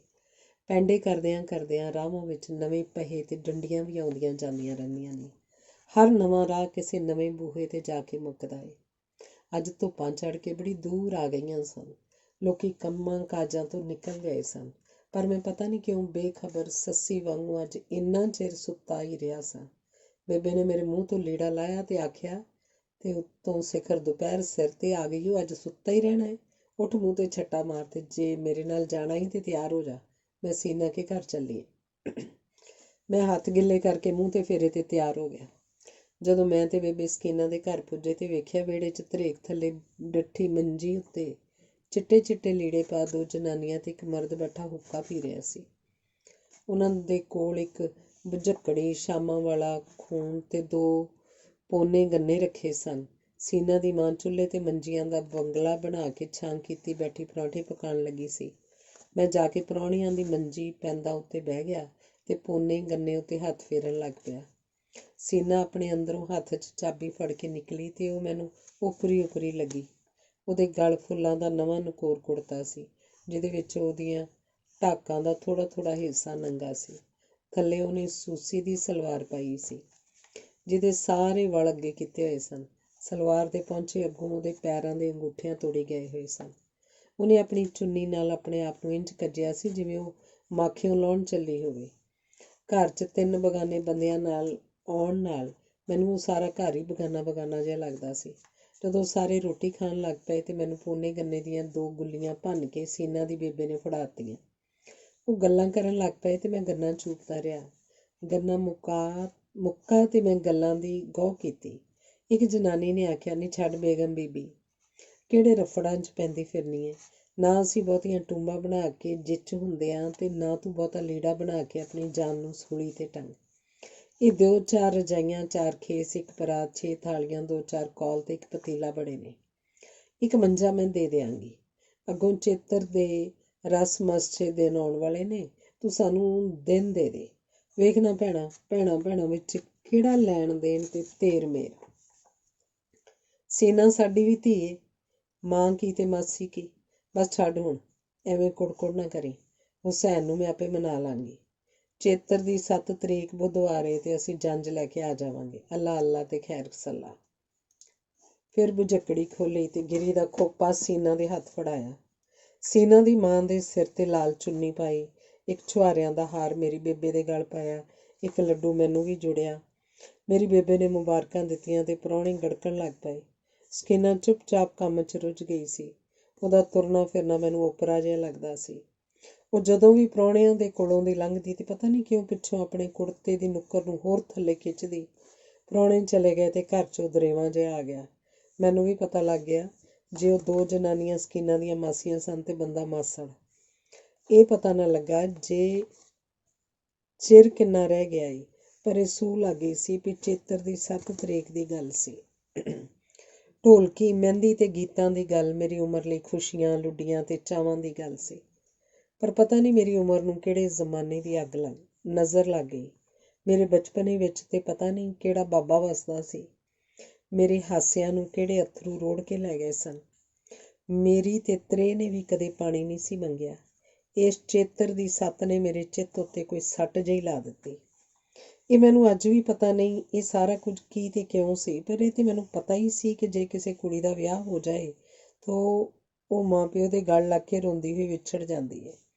ਉਹ ਸਹੇਲੀਆਂ ਨੂੰ ਰੋ ਰੋ ਕੇ ਜੱਫੀਆਂ ਪਾਉਂਦੀ ਆਪਣੇ ਵਿਹੜੇ, ਪਿੰਡ ਦੀਆਂ ਗਲੀਆਂ, ਭੈਣਾਂ ਤੇ ਵੀਰਾਂ ਦਾ ਸਾਥ ਛੱਡ ਕੇ ਕਿਤੇ ਦੂਰ ਦੁਰਾਡੇ ਪ੍ਰਦੇਸਾਂ 'ਚ ਆਪਣੇ ਨਸੀਬਾਂ ਦਾ ਪੱਟਿਆ ਖਾਣ ਚਲੀ ਜਾਂਦੀ ਹੈ। ਇਹਨਾਂ ਦੁੱਖਾਂ ਦੇ ਵਹਿਣ ਵਿੱਚ ਵਗਦਿਆਂ ਬੇਧਿਆਨੀ 'ਚ ਆਪਣੇ ਬੇਬੇ ਦੇ ਗਲ 'ਚ ਪਏ ਹੋਏ ਛੁਹਾਰੇ ਨੂੰ ਖਰਿੰਡਣ ਲੱਗ ਪਿਆ। ਮੈਂ ਉਦੋਂ ਜਾਗਿਆ ਜਦੋਂ ਮੇਰਾ ਹੱਥ ਉਹਨੇ ਵਗਾ ਕੇ ਸੁੱਟਿਆ। ਕਦੇ ਤੂੰ ਵੀ ਬੰਦਿਆਂ ਵਾਲੀ ਗੱਲ ਕਰਿਆ ਕਰ, ਨਾ ਤੈਨੂੰ ਅਕਲ ਨਾ ਮੌਤ। ਬੇਬੇ ਨੇ ਮੈਨੂੰ ਇਸ ਤਰ੍ਹਾਂ ਸੜ ਕੇ ਆਖਿਆ ਕਿ ਮੈਨੂੰ ਮੇਰਾ ਬੰਦਾ ਹੋਣਾ ਬੜਾ ਬੁਰਾ ਲੱਗਾ। ਕਿੰਨਾ ਚੰਗਾ ਹੁੰਦਾ ਜੇ ਮੈਨੂੰ ਕਦੇ ਅਕਲ ਨਾ ਹੁੰਦੀ ਤੇ ਮੈਂ ਬੇਅਕਲਾਂ ਬਾਲਾਂ ਵਿੱਚ ਬਾਲ ਬਣ ਕੇ ਖੇਡਦਾ। ਮੈਂ ਇਹੋ ਜਿਹਾ ਬਾਲ ਸਾਂ ਜਿਹਦੀ ਅਕਲ ਬਾਬਾ ਬਣ ਗਈ ਸੀ। ਆਖਰ ਇੱਕ ਦਿਨ ਖੱਪ ਪੈ ਗਈ, ਲੱਕੜਾਂ ਪਾਟਣ ਲੱਗ ਪਈਆਂ, ਚੌਲ ਛੱਟੇ ਗਏ। ਸੀਨਾ ਦੇ ਘਰ ਨੂੰ ਪਹੁੰਚਾ ਤੇ ਬੜੇ ਦਿਨ ਪਹਿਲਾਂ ਹੀ ਫਿਰ ਗਿਆ ਸੀ। ਸਾਰੀਆਂ ਚੀਜ਼ਾਂ ਚਿੱਟੀਆਂ ਹੋ ਗਈਆਂ। ਉਹਨਾਂ ਸਾਰੀਆਂ ਚੀਜ਼ਾਂ ਦੀ ਮੈਲ ਮੇਰੇ ਅੰਦਰ ਕਿਸੇ ਥਾਂ ਤੇ ਆ ਕੇ ਲੱਗ ਗਈ ਸੀ। ਅੱਜ ਪਿੰਡ 'ਚੋਂ ਮੰਜੀਆਂ, ਖੇਸ ਤੇ ਦੁੱਧ ਵੀ ਇਕੱਠਾ ਹੋਣ ਲੱਗ ਪਿਆ ਸੀ। ਕਿਸੇ ਦੇ ਵੱਖਰਾ ਹੋਣ ਦਾ ਦਿਹਾੜਾ ਸਿਰ ਤੇ ਆ ਗਿਆ ਸੀ। ਅੱਜ ਚੇਤਰ ਦੀ 7 ਤਰੀਕ ਸੀ। ਅੱਜ ਧੀ ਨੇ ਮਾਂ ਕੋਲੋਂ, ਭੈਣ ਨੇ ਭਰਾ ਕੋਲੋਂ ਤੇ ਪਿਓ ਨੇ ਧੀ ਕੋਲੋਂ ਵੱਖ ਹੋ ਕੇ ਰਾਤ ਅੱਖਾਂ 'ਚ ਕੱਢਣੀ ਸੀ। ਸਹੇਲੀਆਂ ਦੀਆਂ ਅੱਖਾਂ ਲਾਲ ਹੋ ਜਾਣੀਆਂ ਸਨ, ਬਾਬਲ ਦਾ ਵਿਹੜਾ ਸੁੰਨਾ ਹੋ ਜਾਣਾ ਸੀ ਤੇ ਮਾਂ ਨੇ ਆਪਣੀ ਹੀ ਸ਼ੈ ਆਪਣੇ ਹੱਥੀਂ ਲੋਕਾਂ ਦੇ ਹੱਥ ਫੜਾ ਦੇਣੀ ਸੀ। ਸਵੇਰੇ ਸੌਂ ਕੇ ਉੱਠਿਆ ਤੇ ਜੀ ਭਿਆਣਾ ਸੀਨਾ ਦੇ ਘਰ ਚਲਾ ਗਿਆ। ਸੀਨਾ ਦੀ ਮਾਂ ਚੌਂਤਰੇ ਦੀ ਕੰਧ ਤੇ ਬੈਠੀ ਇੱਕ ਤੀਲਾ ਹੱਥ ਵਿੱਚ ਫੜ ਕੇ ਭੋਏ ਤੇ ਲੀਕਾਂ ਵਾਹੀ ਜਾਂਦੀ ਸੀ। ਪਤਾ ਨਹੀਂ ਉਹਦੇ ਕੋਲ ਸੀਨਾ ਦੀ ਸ਼ਕਲ ਬਣੀ ਕਿ ਨਾ, ਪਰ ਮੈਨੂੰ ਵੇਖ ਕੇ ਉੱਠੇ ਤੇ ਆਪਣੇ ਗਲ ਨਾਲ ਲਾ ਲਿਆ, ਜਿਵੇਂ ਕਿਸੇ ਮਾਂ ਦੀ ਨਜ਼ਰ ਉਹਦੇ ਮਰੇ ਹੋਏ ਬਾਲ ਦੇ ਖਿਡੌਣੇ ਤੇ ਪੈ ਗਈ ਹੋਵੇ। ਉਹ ਰੱਜ ਕੇ ਰੋਈ, ਪਰ ਮੇਰੀ ਅੱਖ 'ਚ ਇੱਕ ਵੀ ਅੱਥਰੂ ਨਾ ਆਇਆ। ਉਹਨੇ ਮੇਰਾ ਮੱਥਾ ਚੁੰਮਿਆ, ਆਪਣੇ ਗਲ ਨਾਲ ਲਾ ਕੇ ਮੇਰੇ ਸਿਰ ਉੱਤੇ ਠੋਡੀ ਰੱਖ ਕੇ ਇੰਨੇ ਅੱਥਰੂ ਲਗਾਏ ਕਿ ਮੇਰੇ ਵਾਲ ਗਿੱਲੇ ਹੋ ਗਏ। ਉਹ ਮੇਰੇ ਵਿੱਚੋਂ ਸਕੀਨਾ ਲੱਭਦੀ ਰਹੀ ਤੇ ਮੈਂ ਆਪਣੇ ਆਪ ਕੋਲੋਂ ਸੀਨਾ ਦਾ ਰਿਸ਼ਤਾ ਪੁੱਛਦਾ ਰਿਹਾ। ਉਹਨੇ ਮੇਰੇ ਮੂੰਹ ਨੂੰ ਆਪਣੇ ਦੋਹਾਂ ਹੱਥਾਂ 'ਚ ਲੈ ਕੇ ਮੇਰੀਆਂ ਅੱਖਾਂ 'ਚ ਅੱਖਾਂ ਪਾ ਕੇ ਪੁੱਛਿਆ, ਤੂੰ ਸੀਨਾ ਨੂੰ ਮਿਲਣ ਆਇਆ ਨਾ? ਸੀਨਾ ਨੂੰ ਮਿਲਣਾ ਈ? ਦੱਸ ਉਹ ਕਿੱਥੇ ਗਈ ਏ? ਉਹ ਤੈਨੂੰ ਬੜੀ ਯਾਦ ਆਉਂਦੀ ਏ ਨਾ? ਉਹਦੇ 2 ਅੱਥਰੂ ਠੋਡੀ ਤੇ ਆ ਕੇ ਇੱਕ ਹੋ ਜਾਂਦੇ ਤੇ ਫਿਰ ਭੋਏ ਤੇ ਡਿੱਗ ਪੈਂਦੇ। ਜਦੋਂ ਉਹਨੇ ਇਹ ਆਖਿਆ, ਜਾ ਮੇਰਾ ਪੁੱਤਰ, ਘਰ ਨੂੰ ਮੁੜ ਜਾ। ਗਏ ਤੇ ਮੋਏ ਕਦੋਂ ਆਉਂਦੇ ਨੇ? ਪਰਾਏ ਦੇਸ ਗਈਆਂ ਕੁੰਜਾਂ ਨੂੰ ਨਹੀਂ ਲੱਭੀਦਾ। ਜਿਨ੍ਹਾਂ ਪੱਤਣਾਂ ਤੋਂ ਬੇੜੀ ਚਲੀ ਜਾਏ ਉਹ ਉੱਜੜ ਜਾਂਦੇ ਨੇ। ਹੁਣ ਚਾਨਣੀਆਂ ਰਾਤਾਂ ਨੂੰ ਯਾਦ ਨਾ ਕਰੀ ਮੇਰਾ ਪੁੱਤ। ਕਿਸੇ ਨੇ ਤੇਰੀ ਬਾਂਹ ਫੜ ਕੇ ਘਰ ਨਹੀਂ ਲਿਆਉਣਾ। ਜਾ ਚਲਾ ਜਾ ਮੇਰਾ ਪੁੱਤ, ਇੱਥੇ ਹੁਣ ਤੇਰਾ ਕੁਝ ਵੀ ਨਹੀਂ। ਇੱਕ ਗੋਲਾ ਪਾਟਾ, ਇੱਕ ਪੱਥਰ 2 ਟੋਟੇ ਹੋ ਗਿਆ, ਇੱਕ ਬੰਨ ਟੁੱਟ ਗਿਆ, ਇੱਕ ਲੰਬ ਉਬਲਿਆ ਤੇ ਮੇਰੀਆਂ ਅੱਖਾਂ ਵੀ ਉਬਲ ਪਈਆਂ। ਮਾਸੀ ਬੇਗਮ ਨੇ ਹੋਰ ਘੁੱਟ ਕੇ ਮੈਨੂੰ ਜੱਫੀ ਪਾਈ ਤੇ ਭੁੱਬਾ ਮਾਰ ਕੇ ਰੋਈ। ਅੱਜ ਉਹਨੂੰ ਆਪਣੇ ਇੱਕੋ ਇੱਕ ਪੁੱਤ ਦਾ ਸਲੂਕ ਵੀ ਯਾਦ ਆਇਆ ਹੋਏਗਾ, ਜਿਹੜਾ ਭੈਣ ਦੇ ਵਿਆਹ 'ਤੇ ਵੀ ਨਹੀਂ ਸੀ ਆਇਆ। ਉਹ ਰੋਂਦੀ ਰਹੀ ਤੇ ਮੈਂ ਚੁੱਪਚਾਪ ਬੂਹਾ ਖੋਲ੍ਹ ਕੇ ਬਾਹਰ ਨਿਕਲ ਗਿਆ। ਅੱਜ 3 ਦਿਨ ਹੋ ਗਏ ਸਨ ਮੈਂ ਸਵੇਰ ਦਾ ਗਿਆ, ਰਾਤ ਨੂੰ ਘਰ ਆਉਂਦਾ ਸਾਂ। ਕਿੱਕਰਾਂ ਦੀ ਛਾਵੇਂ ਦੁਪਹਿਰਾਂ ਲੰਘਾਈਆਂ। ਕੱਲਰ 'ਚ ਕਿਤੇ ਟਟੋਲੀ ਦਾ ਆਲ੍ਹਣਾ ਲੱਭ ਜਾਂਦਾ ਤੇ ਬੜਾ ਚਿਰ ਉਹਦੇ ਚਿੱਤਰੇ ਆਂਡੇ ਵੇਖਦਾ ਰਹਿੰਦਾ। ਕਿਸੇ ਕੁੱਤੀ ਦੇ ਘੁਰਨੇ ਕੋਲ ਬਹਿ ਕੇ ਨਿੱਕੇ ਨਿੱਕੇ ਕਤੂਰਿਆਂ ਨੂੰ ਆਪਣੀ ਮਾਂ ਦਾ ਦੁੱਧ ਪੀਂਦਿਆਂ ਵੇਖ ਕੇ ਚੰਗਾ ਲੱਗਦਾ ਸੀ। ਬੇਬੇ ਵੀ 2 ਦਿਨਾਂ ਲਈ ਵਾਂਢੇ ਟੁਰ ਗਈ ਸੀ। ਸਕੀਨਾ ਆਈ ਵੀ ਤੇ ਮੁਕਲਾਵਾ ਵੀ ਚਲਾ ਗਿਆ। ਨਾ ਮੈਂ ਆਪ ਆਇਆ, ਨਾ ਮੈਨੂੰ ਕਿਸੇ ਨੇ ਦੱਸਿਆ। ਸਕੀਨਾ ਨੂੰ ਲੋੜ ਹੀ ਨਾ ਪਈ ਹੋਏਗੀ। ਲੋੜ ਨਾ ਪਵੇ ਤੇ ਕੌਣ ਲੋੜਦਾ ਏ ਕਿਸੇ ਨੂੰ। ਕਦੋਂ ਲੱਭਦਾ ਹੈ ਕੋਈ ਗੁਆਚ ਗਈਆਂ ਸ਼ੈਵਾਂ ਨੂੰ, ਜਿਹੜੀਆਂ ਕਿਸੇ ਵੀ ਕੰਮ ਨਾ ਆਉਂਦੀਆਂ ਹੋਣ। ਰਾਤ ਨੂੰ ਬੜੇ ਆਕੜ ਆਉਂਦੇ ਸਨ, ਮਿੱਠੇ ਮਿੱਠੇ ਆਕੜ। ਅੱਖਾਂ ਭਖਦੀਆਂ ਸਨ। ਅੱਧੀ ਰਾਤ ਨੂੰ ਉਲਟੀਆਂ ਆਈਆਂ, ਤਾਪ ਨਾਲ ਲੈ ਕੇ। ਬੇਬੇ ਨੇ ਗਲ ਦਾ ਕੰਡਾ ਕੀਤਾ, ਪਿੰਨੀਆਂ ਸੂਤੀਆਂ, ਕੰਨਾਂ 'ਚ ਤੇਲ ਪਾਇਆ, ਚੁੱਲ੍ਹੇ 'ਚ ਲੂਣ ਦੀ ਢੇਲੀ ਲਾਲ ਸੁਰਖ ਕਰਕੇ ਪਾਣੀ ਨੂੰ ਤੜਕਾ ਲਾ ਕੇ ਗਰਾਰੇ ਕਰਾਏ, ਪਰ ਅਰਮਾਨ ਨਾ ਆਇਆ। ਤੀਜੇ ਦਿਨ ਮਾਸੀ ਬੇਗਮ ਨੇ ਆਖਿਆ, ਨਹੀਂ ਫਾਤਮਾ ਅੜੀਏ, ਇਹਨੂੰ ਕਿਤੇ ਸੀਨਾ ਦੇ ਹੇਰਵੇ ਨਾਲ ਤਾਪ ਨਹੀਂ ਚੜ੍ਹ ਗਿਆ। ਉਹ ਮੇਰੇ ਮੱਥੇ ਨੂੰ ਹੱਥ ਲਾ ਕੇ ਆਖਣ ਲੱਗੀ, ਤਗੜਾ ਹੋ ਜਾ ਮੇਰਾ ਪੁੱਤ, ਸ਼ੇਰ ਬਣ ਜਾ। ਚੱਲ ਕੱਲ੍ਹ ਮੈਂ ਤੈਨੂੰ ਆਪ ਸੀਨਾ ਕੋਲ ਪੰਡੋਰੀ ਲੈ ਕੇ ਚੱਲਣੀ ਆ। ਅੱਧਾ ਕੋਹ ਤੇ ਪਾਂਦੇ ਕਿਤੇ ਵਲੱਖ ਤੇ ਥੋੜ੍ਹਾ ਏ। ਮੈਨੂੰ ਚਾਅ ਚੜ੍ਹ ਗਿਆ ਤੇ ਅਗਲੇ ਦਿਨ ਤਾਪ ਵੀ ਲੱਥ ਗਿਆ। ਦੂਜੇ ਦਿਨ ਚਾਹ ਵੇਲਾ ਖਾਧਿਆਂ ਬਗੈਰ ਮੈਂ ਤੇ ਮਾਸੀ ਬੇਗਮ ਸਕੀਨਾ ਦੇ ਪਿੰਡ ਪੰਡੋਰੀ ਵਿਰਕਾਂ ਵੱਲ ਟੁਰ ਪਏ। ਰਾਹ 'ਚ ਟੁਰਦਿਆਂ ਟੁਰਦਿਆਂ ਮੇਰਾ ਸ਼ੀਸ਼ਾ ਵੇਖਣ ਨੂੰ ਜੀਅ ਕਰਦਾ ਸੀ। ਉਂਗਲਾਂ ਨਾਲ ਨਿੱਕੇ ਨਿੱਕੇ ਵਾਲਾਂ 'ਚ ਚੀਰ ਕੱਢਿਆ ਵਿਚਕਾਰੋਂ ਪਿੰਡ ਕੋਲ ਪੁੱਜ ਕੇ ਮੈਂ ਆਪਣੇ ਪੈਰਾਂ ਤੋਂ ਸਵਾਰ ਕੇ ਮਿੱਟੀ ਝਾੜ ਲਈ। ਸੀਨਾ ਦੇ ਵਿਹੜੇ ਵੜੇ ਤੇ ਸਕੀਨਾ ਨੂੰ 2-3 ਆਵਾਜ਼ਾਂ ਮਾਰੀਆਂ, ਪਰ ਅੰਦਰੋਂ ਕੋਈ ਨਾ ਨਿਕਲਿਆ। ਸਕੀਨਾ ਕਿਤੇ ਰੀਝਾਂ 'ਚ ਰੁੱਝੀ ਹੋਏਗੀ। ਜਿਹੜੇ ਅੰਦਰੋਂ ਕੋਈ ਨਾ ਨਿਕਲਿਆ, ਮੇਰੀਆਂ ਅੱਖਾਂ ਉਸੇ ਅੰਦਰ ਹੀ ਵੜਦੀਆਂ ਰਹੀਆਂ। ਬਰੂਹਾਂ ਤੇ ਕੋਈ ਨਾ ਆਇਆ। ਮਾਸੀ ਹਾਲ ਚਾਲ ਪੁੱਛਦੀ ਰਹੀ, ਉਹਦੀ ਭੈਣ ਦੱਸਦੀ ਰਹੀ। ਮੇਰੇ ਕੋਲੋਂ ਨਾ ਕਿਸੇ ਕੁਝ ਪੁੱਛਿਆ ਨਾ ਦੱਸਿਆ। ਸਕੀਨਾ ਦੀ ਸੱਸ ਨੇ ਫਿਰ ਆਵਾਜ਼ਾਂ ਮਾਰੀਆਂ ਤੇ ਸਕੀਨਾ ਨੇ ਬੂਹੇ 'ਚੋਂ ਬਾਹਰ ਝਾਤੀ ਮਾਰੀ। ਉਹਨੇ ਛੇਤੀ ਛੇਤੀ ਆਪਣੇ ਗਲਮੇ ਦੇ ਬੀੜੇ ਬੰਦ ਕੀਤੇ, ਸਿਰ 'ਤੇ ਚੁੰਨੀ ਲਈ ਤੇ ਬਾਹਰ ਦੌੜੀ। ਹਾਏ ਬੇਬੇ, ਤੂੰ ਕਦੋਂ ਦੀ ਆਈ ਹੈ? ਇਹ ਆਖ ਕੇ ਸਕੀਨਾ ਨੇ ਆਪਣੀ ਬੇਬੇ ਨੂੰ ਜੱਫੀ ਪਾਈ। ਉਹ ਵਿਹਲੀ ਹੋਈ ਤੇ ਮੈਂ ਉਹਦੇ ਵੱਲ ਉਰ ਕੀਤੀ। ਉਹਨੇ ਉੜਦੀ ਉੜਦੀ ਮੇਰੇ ਸਿਰ 'ਚ ਛੋਟੀ ਜਿਹੀ ਪਟੋਕੀ ਮਾਰ ਕੇ ਇੰਨਾ ਹੀ ਆਖਿਆ, ਹੈ ਵੀ ਤੂੰ ਵੀ ਆਇਆ ਏ? ਮੇਰਾ ਹੂੰ ਵੀ ਨਾ ਸੁਣਿਆ ਤੇ ਫਿਰ ਆਪਣੀ ਬੇਬੇ ਨਾਲ ਗੱਲਾਂ ਕਰਨ ਲੱਗ ਪਈ। ਝੱਟ ਦੀ ਝੱਟ ਸਕੀਨਾ ਦਾ ਘਰ ਵਾਲਾ ਨਜ਼ੀਰ ਵੀ ਕਮਰੇ 'ਚੋਂ ਬਾਹਰ ਆਇਆ ਤੇ ਮਿਲ ਗਿਲ ਕੇ ਅੰਦਰ ਚਲਾ ਗਿਆ। ਸਕੀਨਾ ਬੈਠੀ ਬੈਠੀ ਨੇ ਦੋਵੇਂ ਬਾਹਾਂ ਉੱਤੇ ਚੁੱਕ ਕੇ ਆਕੜ ਲਿਆ ਤੇ ਉਹ ਵੀ ਅੰਦਰ ਚਲੀ ਗਈ। ਮੈਂ ਘੜੀ ਮੁੜੀ ਉਸੇ ਹੀ ਅੰਦਰ ਵੱਲ ਵੇਖਿਆ, ਕੁਝ ਨਾ ਦਿਸਿਆ ਤੇ ਭੋਏ 'ਤੇ ਡਿੱਗੇ ਹੋਏ ਸ਼ਰੀਰ ਦੇ ਫੁੱਲ ਨੂੰ ਚੁੱਕ ਕੇ ਹੱਥਾਂ 'ਚ ਘੁਮਾਇਆ ਤੇ ਉਹਦੇ ਮਹੀਨ ਵਾਲਾਂ ਵਰਗੇ ਸਾਰੇ ਤੀਲੇ ਝੜ ਕੇ ਡਿੱਗ ਪਏ। ਮੈਂ ਉੱਠਿਆ ਤੇ ਮਾਸੀ ਨੇ ਸਿਉਂ ਬੇਰਾਂ ਵਾਲੀ ਗੰਢੜੀ ਮੈਨੂੰ ਦੇ ਕੇ ਆਖਿਆ, ਜਾ ਅੰਦਰ ਜਾ ਕੇ ਸੀਨਾ ਨੂੰ ਫੜਾ। ਮੈਨੂੰ ਇਹ ਗੱਲ ਤੇ ਗੰਢੜੀ ਬੜੀ ਚੰਗੀ ਲੱਗੀ, ਕਿਉਂ ਜੇ ਗੰਢੜੀ ਮੈਨੂੰ ਸੀਨਾ ਕੋਲ ਲੈ ਜਾਏਗੀ। ਅੰਦਰ ਵੜਿਆ ਤੇ ਸੀਨਾ ਤੇ ਨਜ਼ੀਰ ਖਲੋਤੇ ਸਨ। ਉਹਨਾਂ ਦੋਹਾਂ ਨੇ ਆਪਣੇ ਦੋਵੇਂ ਹੱਥ ਉੱਤੇ ਚੁੱਕੇ ਤੇ ਇੱਕ ਦੂਜੇ ਦੇ ਹੱਥ 'ਚ ਇਸ ਤਰ੍ਹਾਂ ਉਂਗਲਾਂ ਫਸਾਈਆਂ ਹੋਈਆਂ ਸਨ ਜਿਵੇਂ ਕੁੱਤਿਆਂ ਨੇ ਪੌੜ ਲਾਈ ਹੋਵੇ। ਮੈਨੂੰ ਵੇਖ ਕੇ ਉਹਨਾਂ ਉਂਗਲੀਆਂ ਵੱਖਰੀਆਂ ਕਰ ਲਈਆਂ ਤੇ ਸਕੀਨਾ ਮੇਰੇ ਹੱਥ 'ਚੋਂ ਬੇਰ ਲੈ ਕੇ ਖਾਣ ਲੱਗ ਪਈ। ਮੈਂ ਬਾਹਰ ਹੀ ਆਉਣਾ ਸੀ ਤੇ ਆ ਗਿਆ। ਪਾਣੀ ਪੀਣ ਨੂੰ ਭਾਂਡਾ ਲੱਭਦਾ ਲੱਭਦਾ ਇੱਕ ਵਾਰ ਮੈਨੂੰ ਫੇਰ ਅੰਦਰ ਜਾਣਾ ਪਿਆ। ਸਕੀਨਾ ਤੇ ਨਜ਼ੀਰ ਇੱਕ ਦੂਜੇ ਦੇ ਮੂੰਹ 'ਚ ਜ਼ੋਰੋ ਜ਼ੋਰੀ ਬੇਰ ਤੁੰਨਣ ਲੱਗੇ ਹੋਏ ਸਨ। ਬੇਰ ਕੋਲੋਂ ਹਾਸੇ ਨੂੰ ਡੱਕਾ ਵੀ ਨਹੀਂ ਸੀ ਲੱਗਦਾ। ਨਜ਼ੀਰ ਨੇ ਇੱਕ ਹੱਥ ਸੀਨਾ ਦੇ ਗਲ ਨੂੰ ਪਾਇਆ ਹੋਇਆ ਸੀ। ਮੈਂ ਅੰਦਰੋਂ ਹੋ ਕੇ ਵੀ ਆ ਗਿਆ, ਨਾ ਹੋਇਆ ਵਰਗਾ। ਉਹ ਜਿੱਥੇ ਹੈਗੇ ਸਨ ਉੱਥੇ ਹੀ ਰਹੇ। ਜਦੋਂ ਮੈਂ ਆਪਣੀਆਂ ਉਂਗਲਾਂ ਨਾਲ ਆਪਣੇ ਸਿਰ ਵਿੱਚੋਂ ਚੀਰ ਕੱਢਿਆ ਸੀ ਤੇ ਮੇਰੀਆਂ ਸੋਚਾਂ ਨੇ ਆਖਿਆ ਸੀ, ਸੀਨਾ ਤੈਨੂੰ ਗਲ ਲਾ ਕੇ ਮਿਲੇਗੀ। ਹੁਣ ਮੈਨੂੰ ਸਾਰਾ ਜਹਾਨ ਕੂੜ ਲੱਗਦਾ ਸੀ। ਮੇਰੀਆਂ ਸੋਚਾਂ ਸਣੇ ਬਾਹਰ ਵਿਹੜੇ 'ਚ ਕੰਧ ਦੇ ਪਰਛਾਵੇਂ ਥੱਲੇ ਕੜਵੰਜੀ ਉੱਤੇ ਇੱਕ ਘੜਾ ਪਿਆ ਹੋਇਆ ਸੀ। ਮੈਂ ਪਟੋਸੀ ਮਾਰ ਕੇ ਕੜਵੰਜੀ ਉੱਤੇ ਬਹਿ ਗਿਆ ਤੇ ਘੜੇ ਦੇ ਗਲ ਨੂੰ ਜੱਫੀ ਪਾ ਲਈ। ਪਾਣੀ ਵਾਲਾ ਘੜਾ ਮੇਰੀ ਵੱਖੀ ਨੂੰ ਠੰਡਾ ਨਾ ਲੱਗਾ। ਅੰਦਰ ਹੱਥ ਪਾਇਆ ਤੇ ਘੜਾ ਖਾਲੀ ਸੀ। ਮੈਂ ਹੱਥ ਵਿੱਚ ਫੜੇ ਆਪਣੇ ਸੱਖਣੇ ਗਲਾਸ ਨੂੰ ਬੜਾ ਚਿਰ ਵੇਖਦਾ ਰਿਹਾ। ਪਾਣੀ ਪੀਣਾ ਚਾਹੁੰਦਾ ਸਾਂ, ਠੰਡਾ ਠਾਰ ਪਾਣੀ। ਮੈਂ ਹੌਲੀ ਹੌਲੀ ਘੜੇ ਦੇ ਗਲ 'ਚ ਪਾਈ ਜੱਫੀ ਛੱਡ ਦਿੱਤੀ। ਅੰਦਰੋਂ ਸਕੀਨਾ ਤੇ ਨਜ਼ੀਰ ਦਾ ਹਾਸਾ ਮੇਰੇ ਕੰਨਾਂ ਨੂੰ ਪਤਾ ਨਹੀਂ ਕਿੰਨੇ ਜ਼ੋਰ ਨਾਲ ਵੱਜਾ ਸੀ ਕਿ ਮੈਂ ਉੱਡੇ ਹੀ ਜ਼ੋਰ ਨਾਲ ਹੱਥ 'ਚ ਫੜੇ ਗਲਾਸ ਨੂੰ ਘੜੇ 'ਤੇ ਦੇ ਮਾਰਿਆ। ਘੜੇ 'ਚ ਮੋਹ ਪੈ ਗਿਆ। ਸਕੀਨਾ ਅੰਦਰੋਂ ਜਿੰਨੇ ਚਿਰ ਵਿੱਚ ਬਾਹਰ ਆਈ, ਮੈਂ ਸ਼ਰੀਂ ਲੰਘ ਕੇ ਬਾਹਰਲੇ ਬੂਹੇ 'ਚ ਚਲਾ ਗਿਆ ਸਾਂ। ਮੈਨੂੰ ਉਹਦੀ ਇੰਨੀ ਆਵਾਜ਼ ਆਈ ਸੀ, ਔਂਤਰਾ ਸ਼ਦਾਈ। ਫਿਰ ਮੈਂ ਆਪਣੇ ਪਿੰਡ ਨੂੰ ਜਾਣ ਵਾਲੀ ਗਲੀ ਦੇ ਵਿੱਚ ਗੁਆਚ ਗਿਆ। ਧੰਨਵਾਦ।